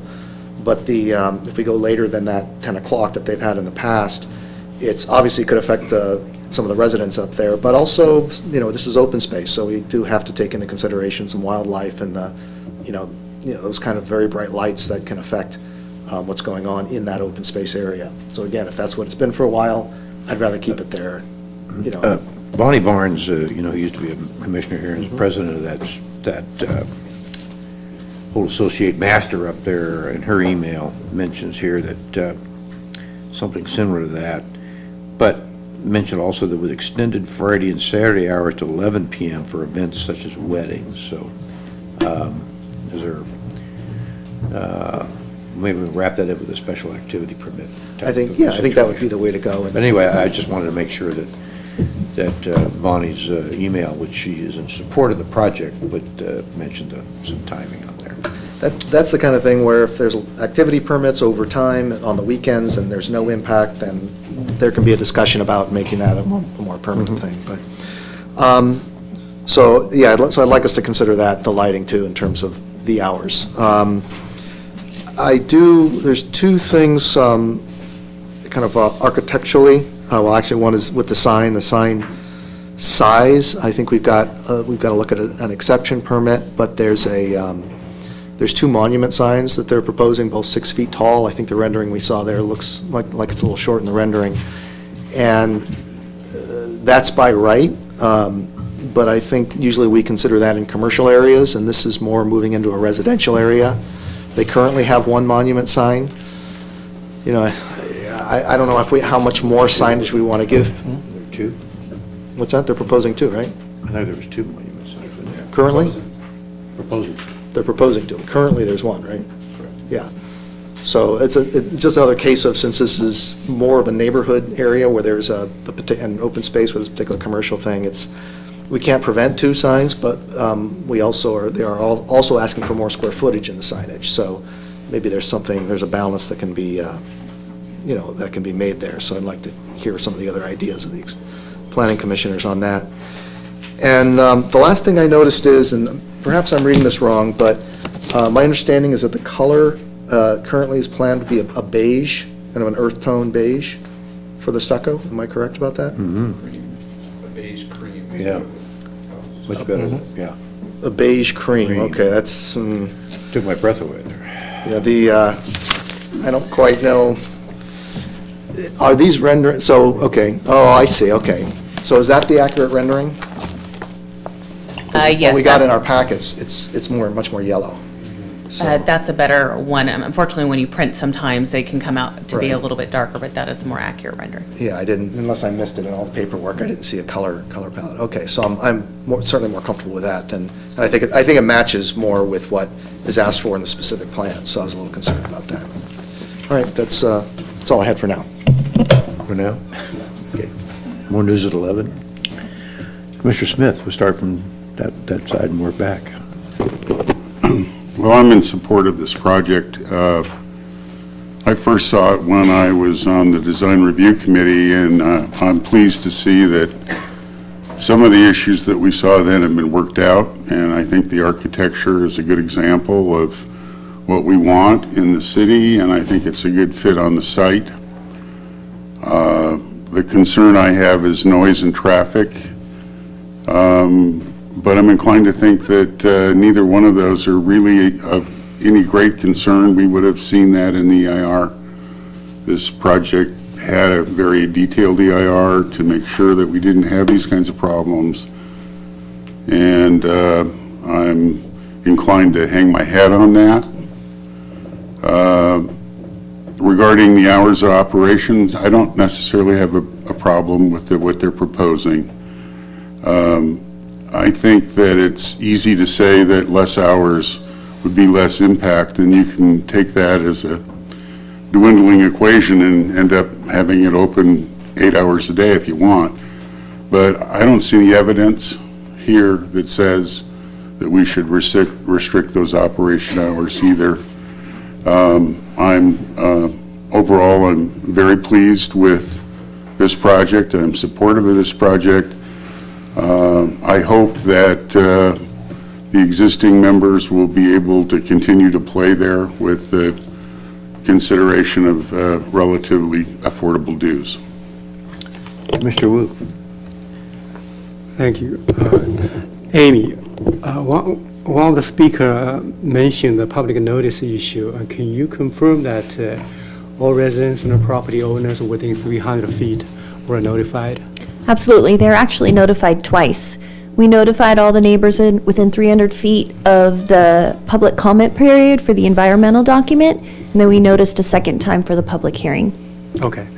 And also another question, just if you can confirm that any special events such as a wedding, music event, and a professional games will need a separate permits. That's correct. How many permits are they seeking per year? Can you help me out with that one, Amber, for a special activity permit? I apologize, there's a maximum of 15 special event permits issued per year. 15 per year. That's by ordinance. Okay, thank you.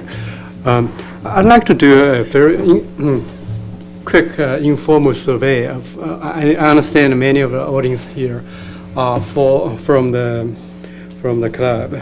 How many of you go to? Public comment is over. We're in discussion here. Can I ask the audience a question? That's Chair and Commissioner's prerogative. There's certainly nothing wrong with that, asking questions of the audience. The Chair has a procedural gavel. Okay. I have not opened public comment, but that to do your That's fine. thing, I have to open public comment. Okay, that's fine. And I have not opened it yet. Okay. Regarding the traffic, I do understand this is a substantial increase of the intensity. It's about 4 times the existing clubhouse. Therefore, 4 times the traffic is expected along with other impacts. But for the traffic, and I look at the EIR, it looks like overall the level of service will stay the same, with one exception. I think it's one intersection will drop from level A to B, which is still pretty good. So if our traffic engineer reviewed that and approved that, I would take that. Parking, I actually reviewed some of the industry materials such as the ULI shared parking numbers. They are more or less in line with our city's standard. But I do understand maybe those fitness centers are for fitness centers in urban area, which has much more people in a given area, such as 24 Fitness Center. You have a lot of people there. And this clubhouse probably doesn't have as much density in terms of the population. So they may require less parking, which is, plus it's supported by a few of the similar Lifetime Fitness Center parking data. So I will take that.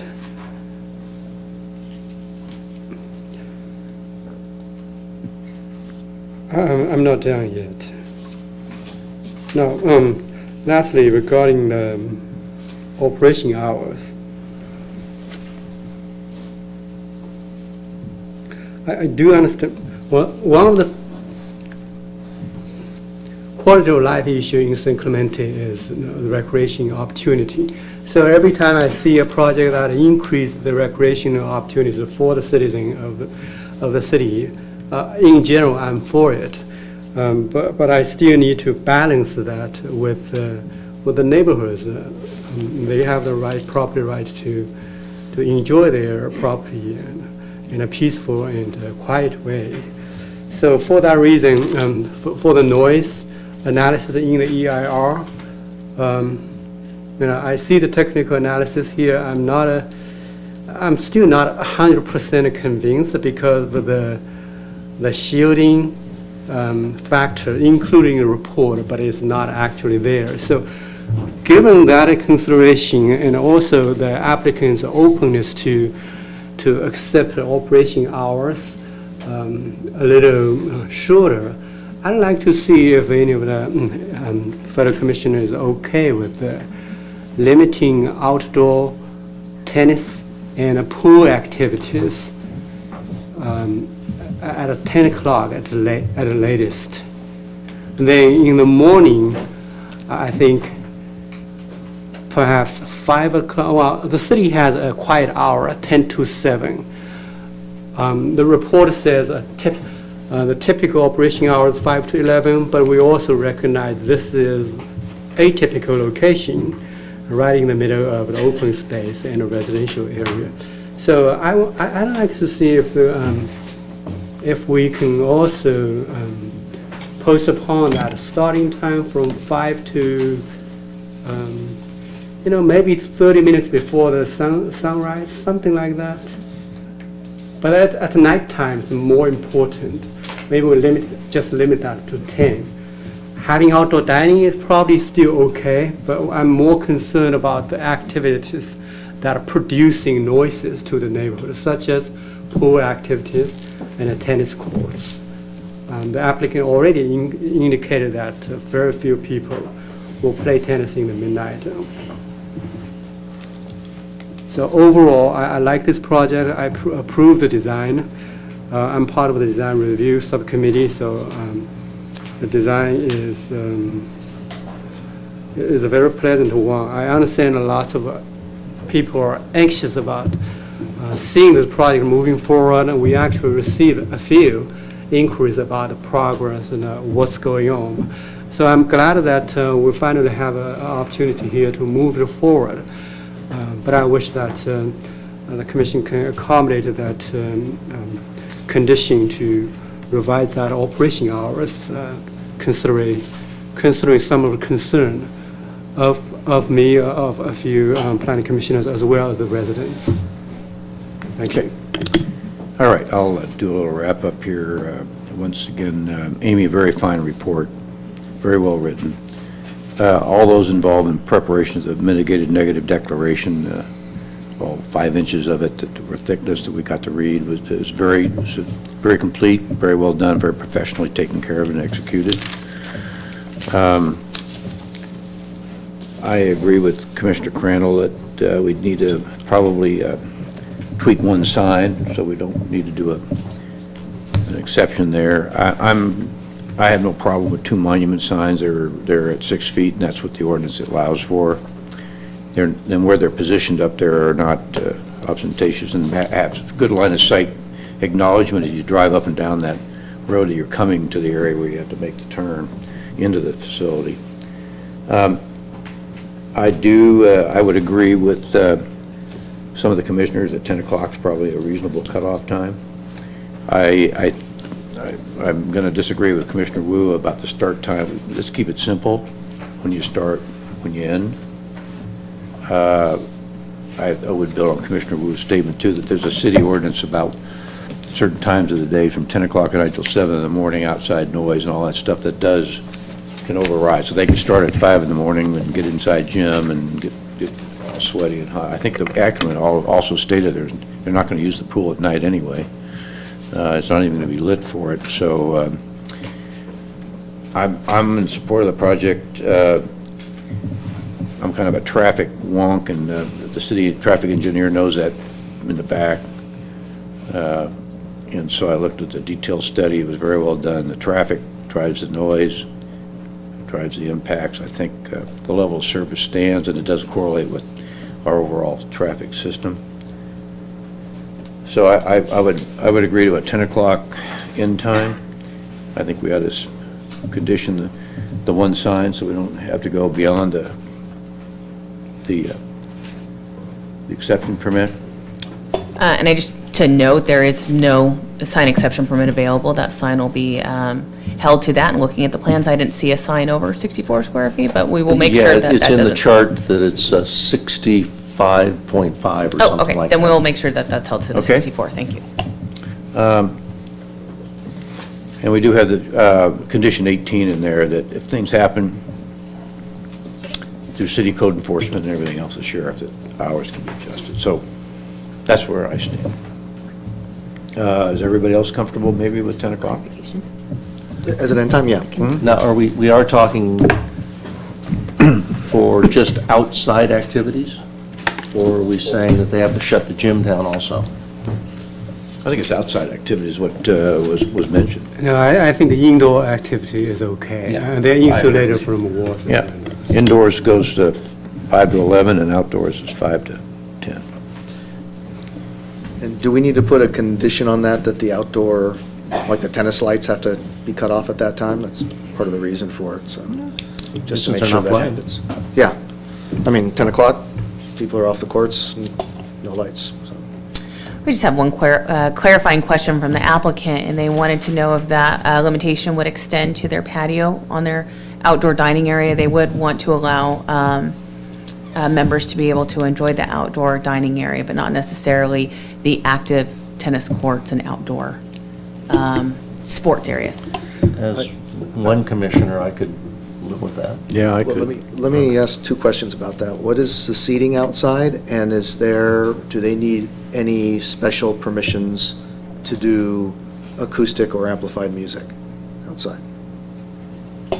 Amplified sound is not a part of this application. That would need to be applied for under a special activity permit, is my understanding. So no, that's not permitted on site. And then as far as the number of seats that are outside, we can look at that really quickly and find out.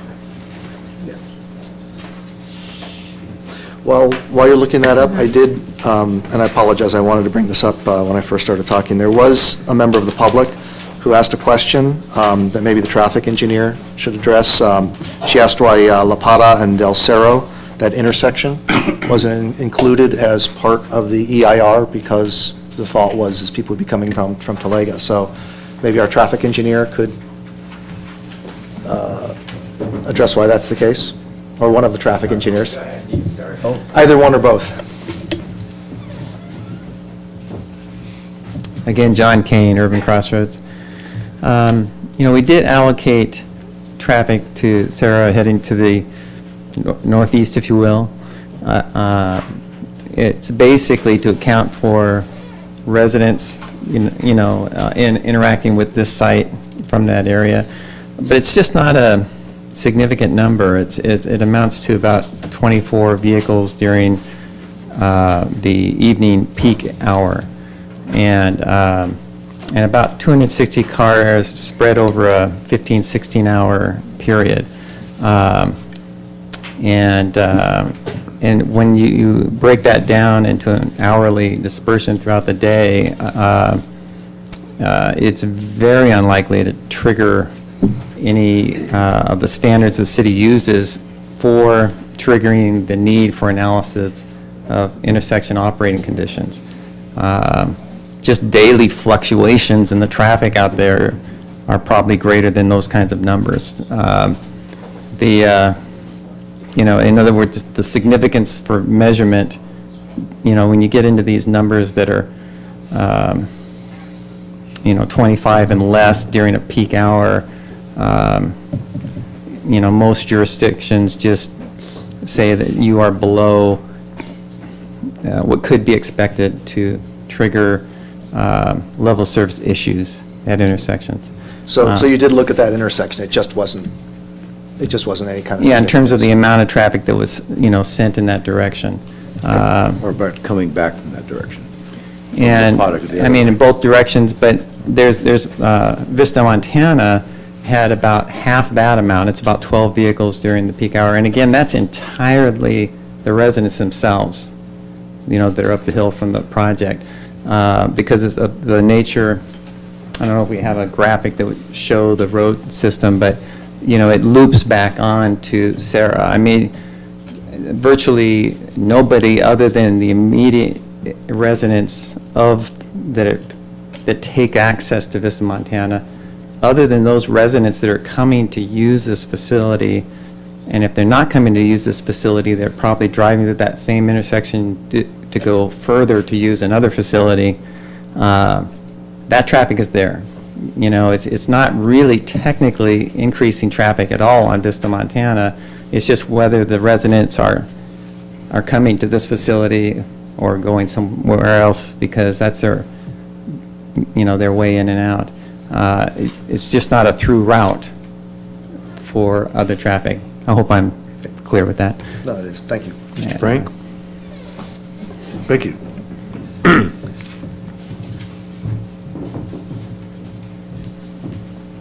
Hi, Tom Frank again. Just to put it in perspective, if you look at the numbers, you're talking about less than a car a minute. So it's really insignificant. I think that's the bottom line. I think that the general flow out of there, as I recall from other traffic studies, particularly the industrial park, about 84% used like Amundsen to Pico, and only 16% went out the north end of the La Plata. It's kind of even though La Plata's cut through now, it's just kind of the mindset of everybody, the way they go. Right. Is kind of the flow, as I recall it. And when I'd say that, a car a minute, I mean the delta between what's there now. And so Yeah. I think the major point that the traffic engineer was making also is that most of the traffic going up that direction and going down Montana is going to be locally served for the residents of that community. Yep.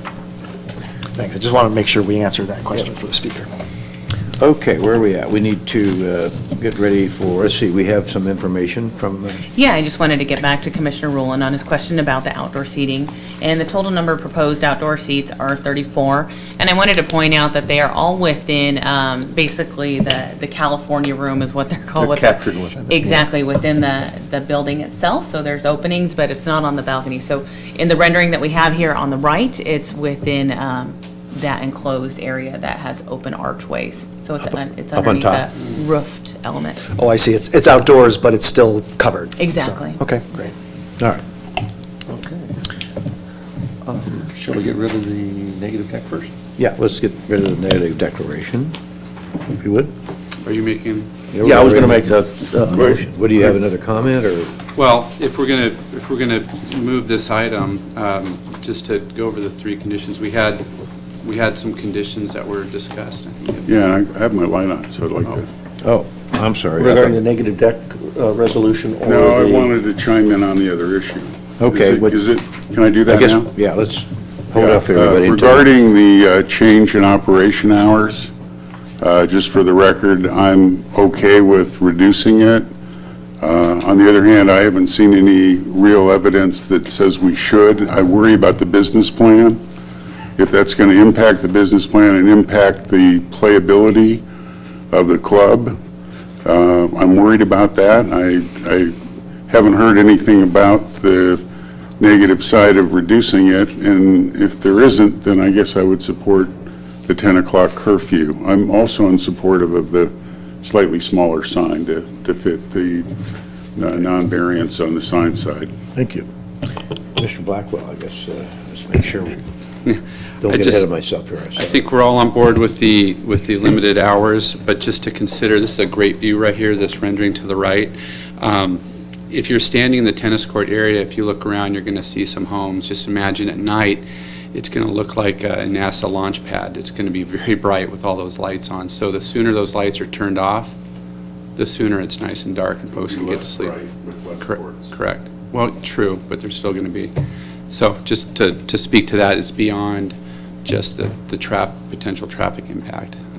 Well, on this side, you're looking, the people that are actually looking down at it are in Broadmoor coming that direction. Yes, they can still see it. Okay. If those lighting fixtures are designed to avoid leaking into the sky, then supposedly the people living on top of the bluff should not see the lighting fixture directly. Correct. Looking up, but it's the surface will reflective light reflect from the the, pad. that's what I'm talking about, yeah, correct. So if we're going to make a move on this, we're going to move this item, just to go over, we had some conditions that all of the commissioners sort of chimed in on as acceptable. One was the reduction of the sign size, the hours of operation. I had suggested some screening to the charging station equipment to be left at the discretion of the city planner. Do I have support on that item? I'm fine with that. Okay. Okay, and how about the parking lot lighting and that all new and existing lighting be designed with full cutoff to eliminate any lighting intrusion to surrounding properties? And at least to provide some I'll continuity. go to our dark skies guru. I have no problem with that as a condition. In fact, we used to have some of that as a regular condition. I will say, though, that I believe that sort of lighting is regulated for commercial buildings by the California code, and the California code does require full cutoff. So I think we can put a condition in there, but I think it's going to be taken care of. I think it'll probably be taken care The of. continuity, though, 'cause they're not touching the existing lighting, it's my understanding. Yes, well, yeah, if the existing lighting, then that should be full cutoff or brought up to that standard. Right, just so. to match. Yeah. And I think the applicant was okay with doing that. Yeah, okay, yeah, let's do that. We have support for that, okay. Okay. All right, let's move the minimum deck and we'll make sure we get everything. Okay, let's, I move, we approve resolution number PC 17035, a resolution of the Planning Commission of the City of San Clemente to approve and adopt a mitigated negative declaration for proposed conditional use permit CUP 16027, site plan permit SPP 16016, architectural permit AP 16026, and discretionary sign permit DSP 16062, Lifetime Fitness, a request to renovate the existing tennis club by constructing a new commercial recreation facility with the on-site consumption of alcoholic beverages located at 11111 Avenida, Vista, Montana. Second. I have a motion by Commissioner Crandall, a second by Commissioner Rulon. All in favor? Aye. Opposed? Passes 6-0-1. Do we need to read those conditions in? The next one's, this, when we go to 37, which is, You have your list, if you'd like to read in the resolution. Sure. And it's the new resolution, it's the amended one. could be, has red strikeouts on 40 and 40, and with addition of 40, 40. Here's a new one. Take that. Okay, I'd like to move that the Planning Commission, I'd like to move that the Planning Commission approve resolution number PC 17-037, a resolution of the Planning Commission of the City of San Clemente approving conditional use permit CUP 16-027, site plan permit SPP 16-016, architectural permit AP 16-026, and discretionary sign permit DSP 16-062. Lifetime Fitness, a request to renovate an existing tennis club by constructing a new commercial recreation facility with the on-site consumption of alcoholic beverages located at 111 Avenida, Vista, Montana, with new conditions added to reduce the size of signage to meet the current maximum size limit. And number 2, hours of operation to be 5 to 11 for indoor use and 5 to 10 p.m. for outdoor uses, outdoor sports uses.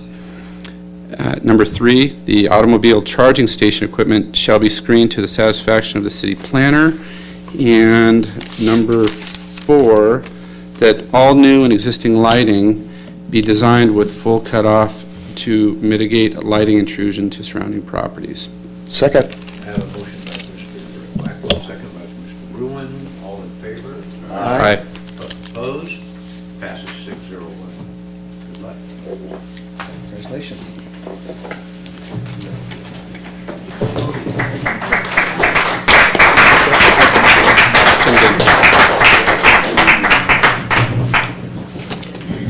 Okay, we have no, Fun stuff.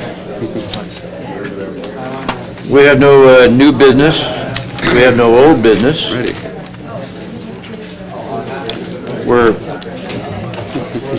Should we take a break here while they clear? Sure. Yeah. Why don't you ask them to take their conversation? Yeah. Can we start taking our conversation outside, please, while we continue the meeting? Always got to make sure all this great stuff gets traded back and forth here. Thank you.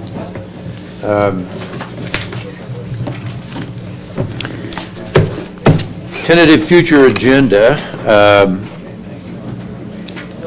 For all of you, last night I did make my quarterly presentation to the city council, and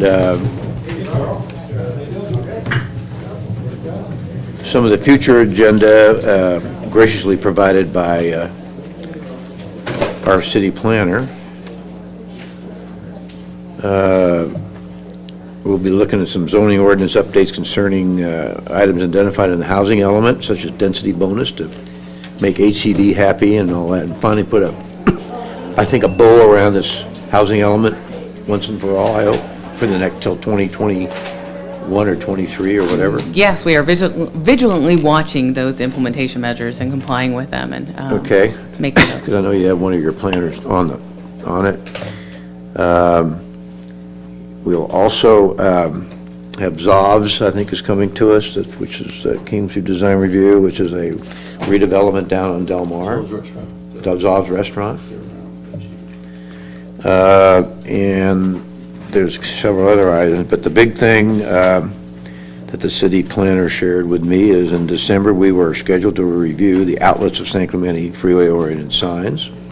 So you're going to get another, not a mitigated negative declaration, but a full EIR coming your way, along with the technical studies to support it in December. When's that going to hear? Well, we have 2 meetings in December. Pick one.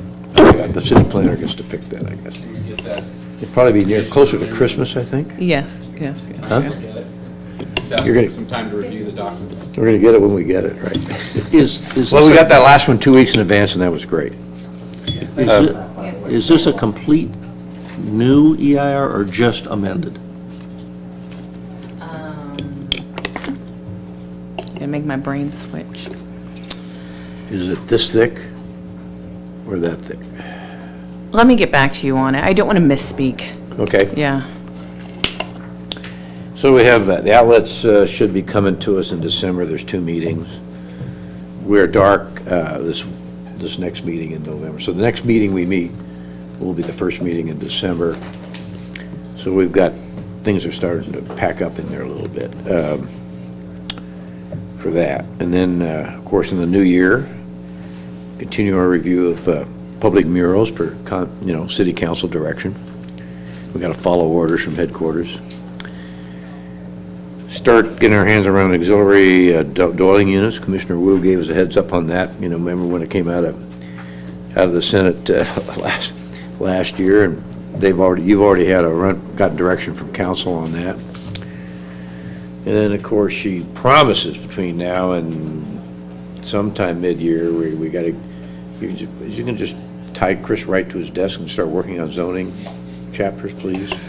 We did bring on a consultant to specifically work on that particular issue, just with staffing Okay. shortages right now. For a long time, or what's you have a new guys that come? Yes, Amy Stonich, and Okay. I think you know her as the one that unfortunately broke her back a couple months Oh, ago, yeah. which kind of put everything on hold.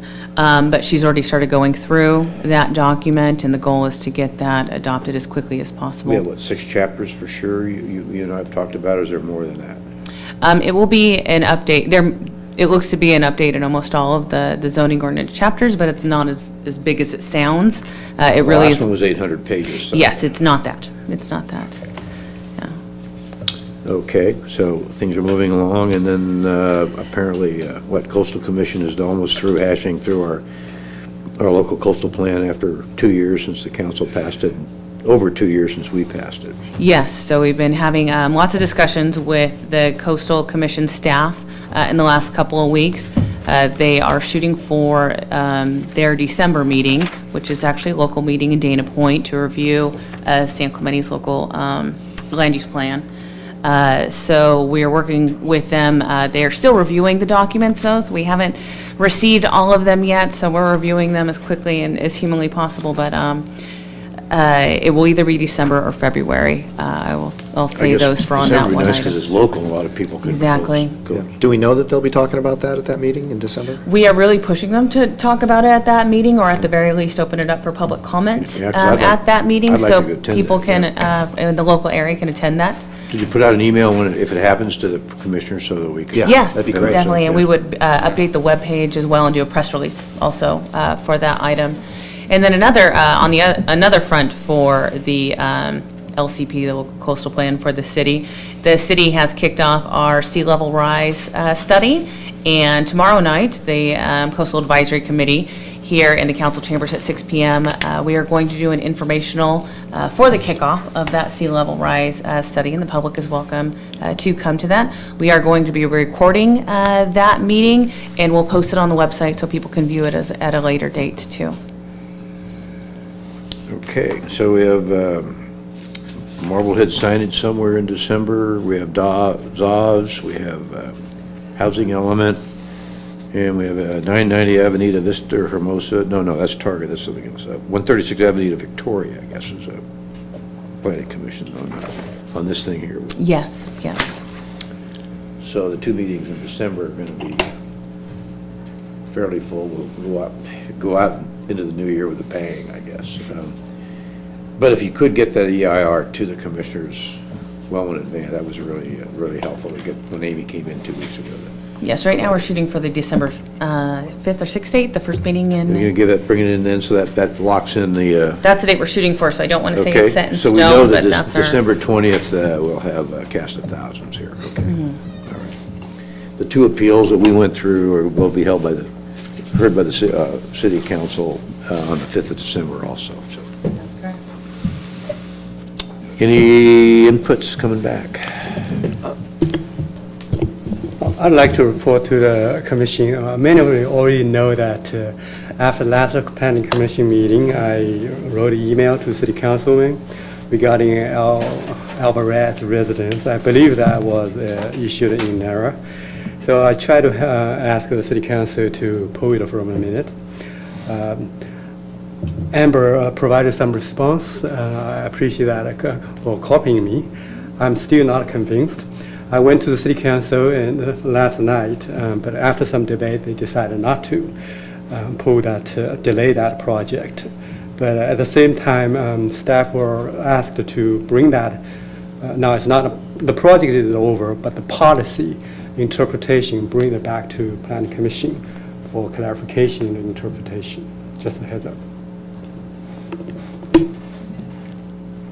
Okay, Mr. Rulett. Yeah, I've been wanting to take some pictures of something, of an old project that we approved some years ago, and just to kind of give people a look at it. And I might have even mentioned it individually to one or two of you, but I keep not doing it. So I wanted to just tell you so you can go and take a look at it. This is, I don't know, 3-4 years ago, the Pep Boys on North El Camino Real. They went in there, and when we approved that project, they had to put in certain landscaping and things like that because it had been empty for a while, so they had to bring it up to code. And it was a difficult spot to do that in. So one thing we had was, some of that landscaping could be in vines and stuff like that, and we tried to get something in the back alley there because it's pretty, the paseos are pretty. It's taken over back there. Pretty run down, and if you go back there, everyone thought, no, it's never going to grow, and, all that sort of thing. We said, well, but you have to try and start somewhere. And it's, yeah, as Don said, it's really taken over. In fact, it's grew up all the way up to the very top. They've actually recently cut it down to be about halfway up there. And they've also got some feather grass planted in there too, just as a little difference. Plus, there's vines on the front of the building. That's taken over. And a little area. They had to give up half a parking spot to do a little bit of landscaping in front. But the place looks great. It's got the right signage, and it's got that nice thing, and there's a lot of work that needs to be done in that back alley anyway, but it's a nice first step. And, that's kind of the discussion that we had whenever we approved that, and kind of looking at that now, a few years later, it's kind of nice to look at it and say, yeah, we kind of did the right thing. It's a nice place. So I encourage you to go take a look at that. Yes, it's done well. On North El Camino. The vines really took over. I go there for business, so. Yeah. So, We're actually and- paving a couple alleys this year, the first time in 60 years. Yeah, it's great. Really congratulate the traffic engineer for putting that in step. But it does remind me, as I was thinking about it, in the past, a couple of times, we've had a meeting, kind of a traveling meeting, where we've gone and taken a look at some projects that have gone on in the past and discussed it and talked, what worked, what didn't work, a little learning experience. It's kind of a traveling study session. We might want to put together a few things that we've done in the last 5 to 10 years and go around and take a look and do that as a study session at some point. Yeah, we had the downtown walk around with Wayne, and then I think we had the other drive around with, in a van with Patch, too. We looked at some, I know your plate is full, you're trying to get your life organized over there, get a senior planner, you're trying to get staffed up and get your team built, so just put it on the future agenda and work at it, because I know right now you're coming through a lot of heavy sledding there, but. No, I think that's a great idea. But we need to do that. Which reminds me, up in that area, how are we doing with our little restaurant that we turned away that's constantly has more people out there eating than... Calm me down. Yeah. So staff has continued to try to work with them, and code compliance has also continued to work with them, and will continue to work with them. You probably bought the building by now, right? No. I think, well, the building official was going to go out and sort of try to work this bathroom issue so that they could get somewhere, I don't know. Because it's an active application, I don't want to discuss the project, So it's still in but work? know that code compliance is working on that. They're all over it, huh? 'Cause I keep getting barred by a former commissioner all the time like you do, and so I'm asking for relief. I'm sure you are too. I will tell you that code compliance is very aware of it, and they are in constant communication with that former commissioner as well, too. What is the code compliance complaint? I'm not aware of it. Chair and Commissioners, this isn't on the agenda, so we very probably fine. need to That's fine. move beyond this conversation. Okay, never mind. We'll entertain a motion to adjourn, I think. I will move that we adjourn to the regular study session of the Planning Commission to be held at 6 p.m. on December 6th, 2017, in council chambers at City Hall located at 100 Avenue Presidio, San Clemente, California. As of November 22nd, 2017, regular study session of the Planning Commission and the Planning Commission meetings have been canceled. Motion by Rulon to adjourn, a second by, your lights on, Commissioner Smith? Was I asked to give an update on the Coastal Advisory Oh, my gosh, Committee? okay, Coastal Advisory Committee, please. I'm sorry, I Well, apologize. Amber kind of stole my thunder. She's going to be presenting tomorrow night, and I'd recommend that my members here of the Planning Commission join us for that meeting. It'll be interesting. It's going to focus on structures that are impacted by coastal water rising and like our marine building, beach disappearing. Also, I just wanted to say that on the 6th of December meeting, I will be absent. I put in a waiver on that. Okay. Thank you. Okay. Commissioner Smith, is that meeting tomorrow night going to be televised? Recorded? Where is it located? It's What going to be time? here at 6 PM. It's not going to be televised, but it's Okay. going to be recorded. That way we can post it to the website so residents can view it at a later date. Okay. Thank you. 3 nights in a row. Tough. Yeah, don't go Okay, to the we- fireside room. It'll We be have a there. motion by Commissioner Ruin to adjourn. Do I have a second? Second. Second by Smith. All in favor? Aye. Opposed? Passes 601. Good job, guys.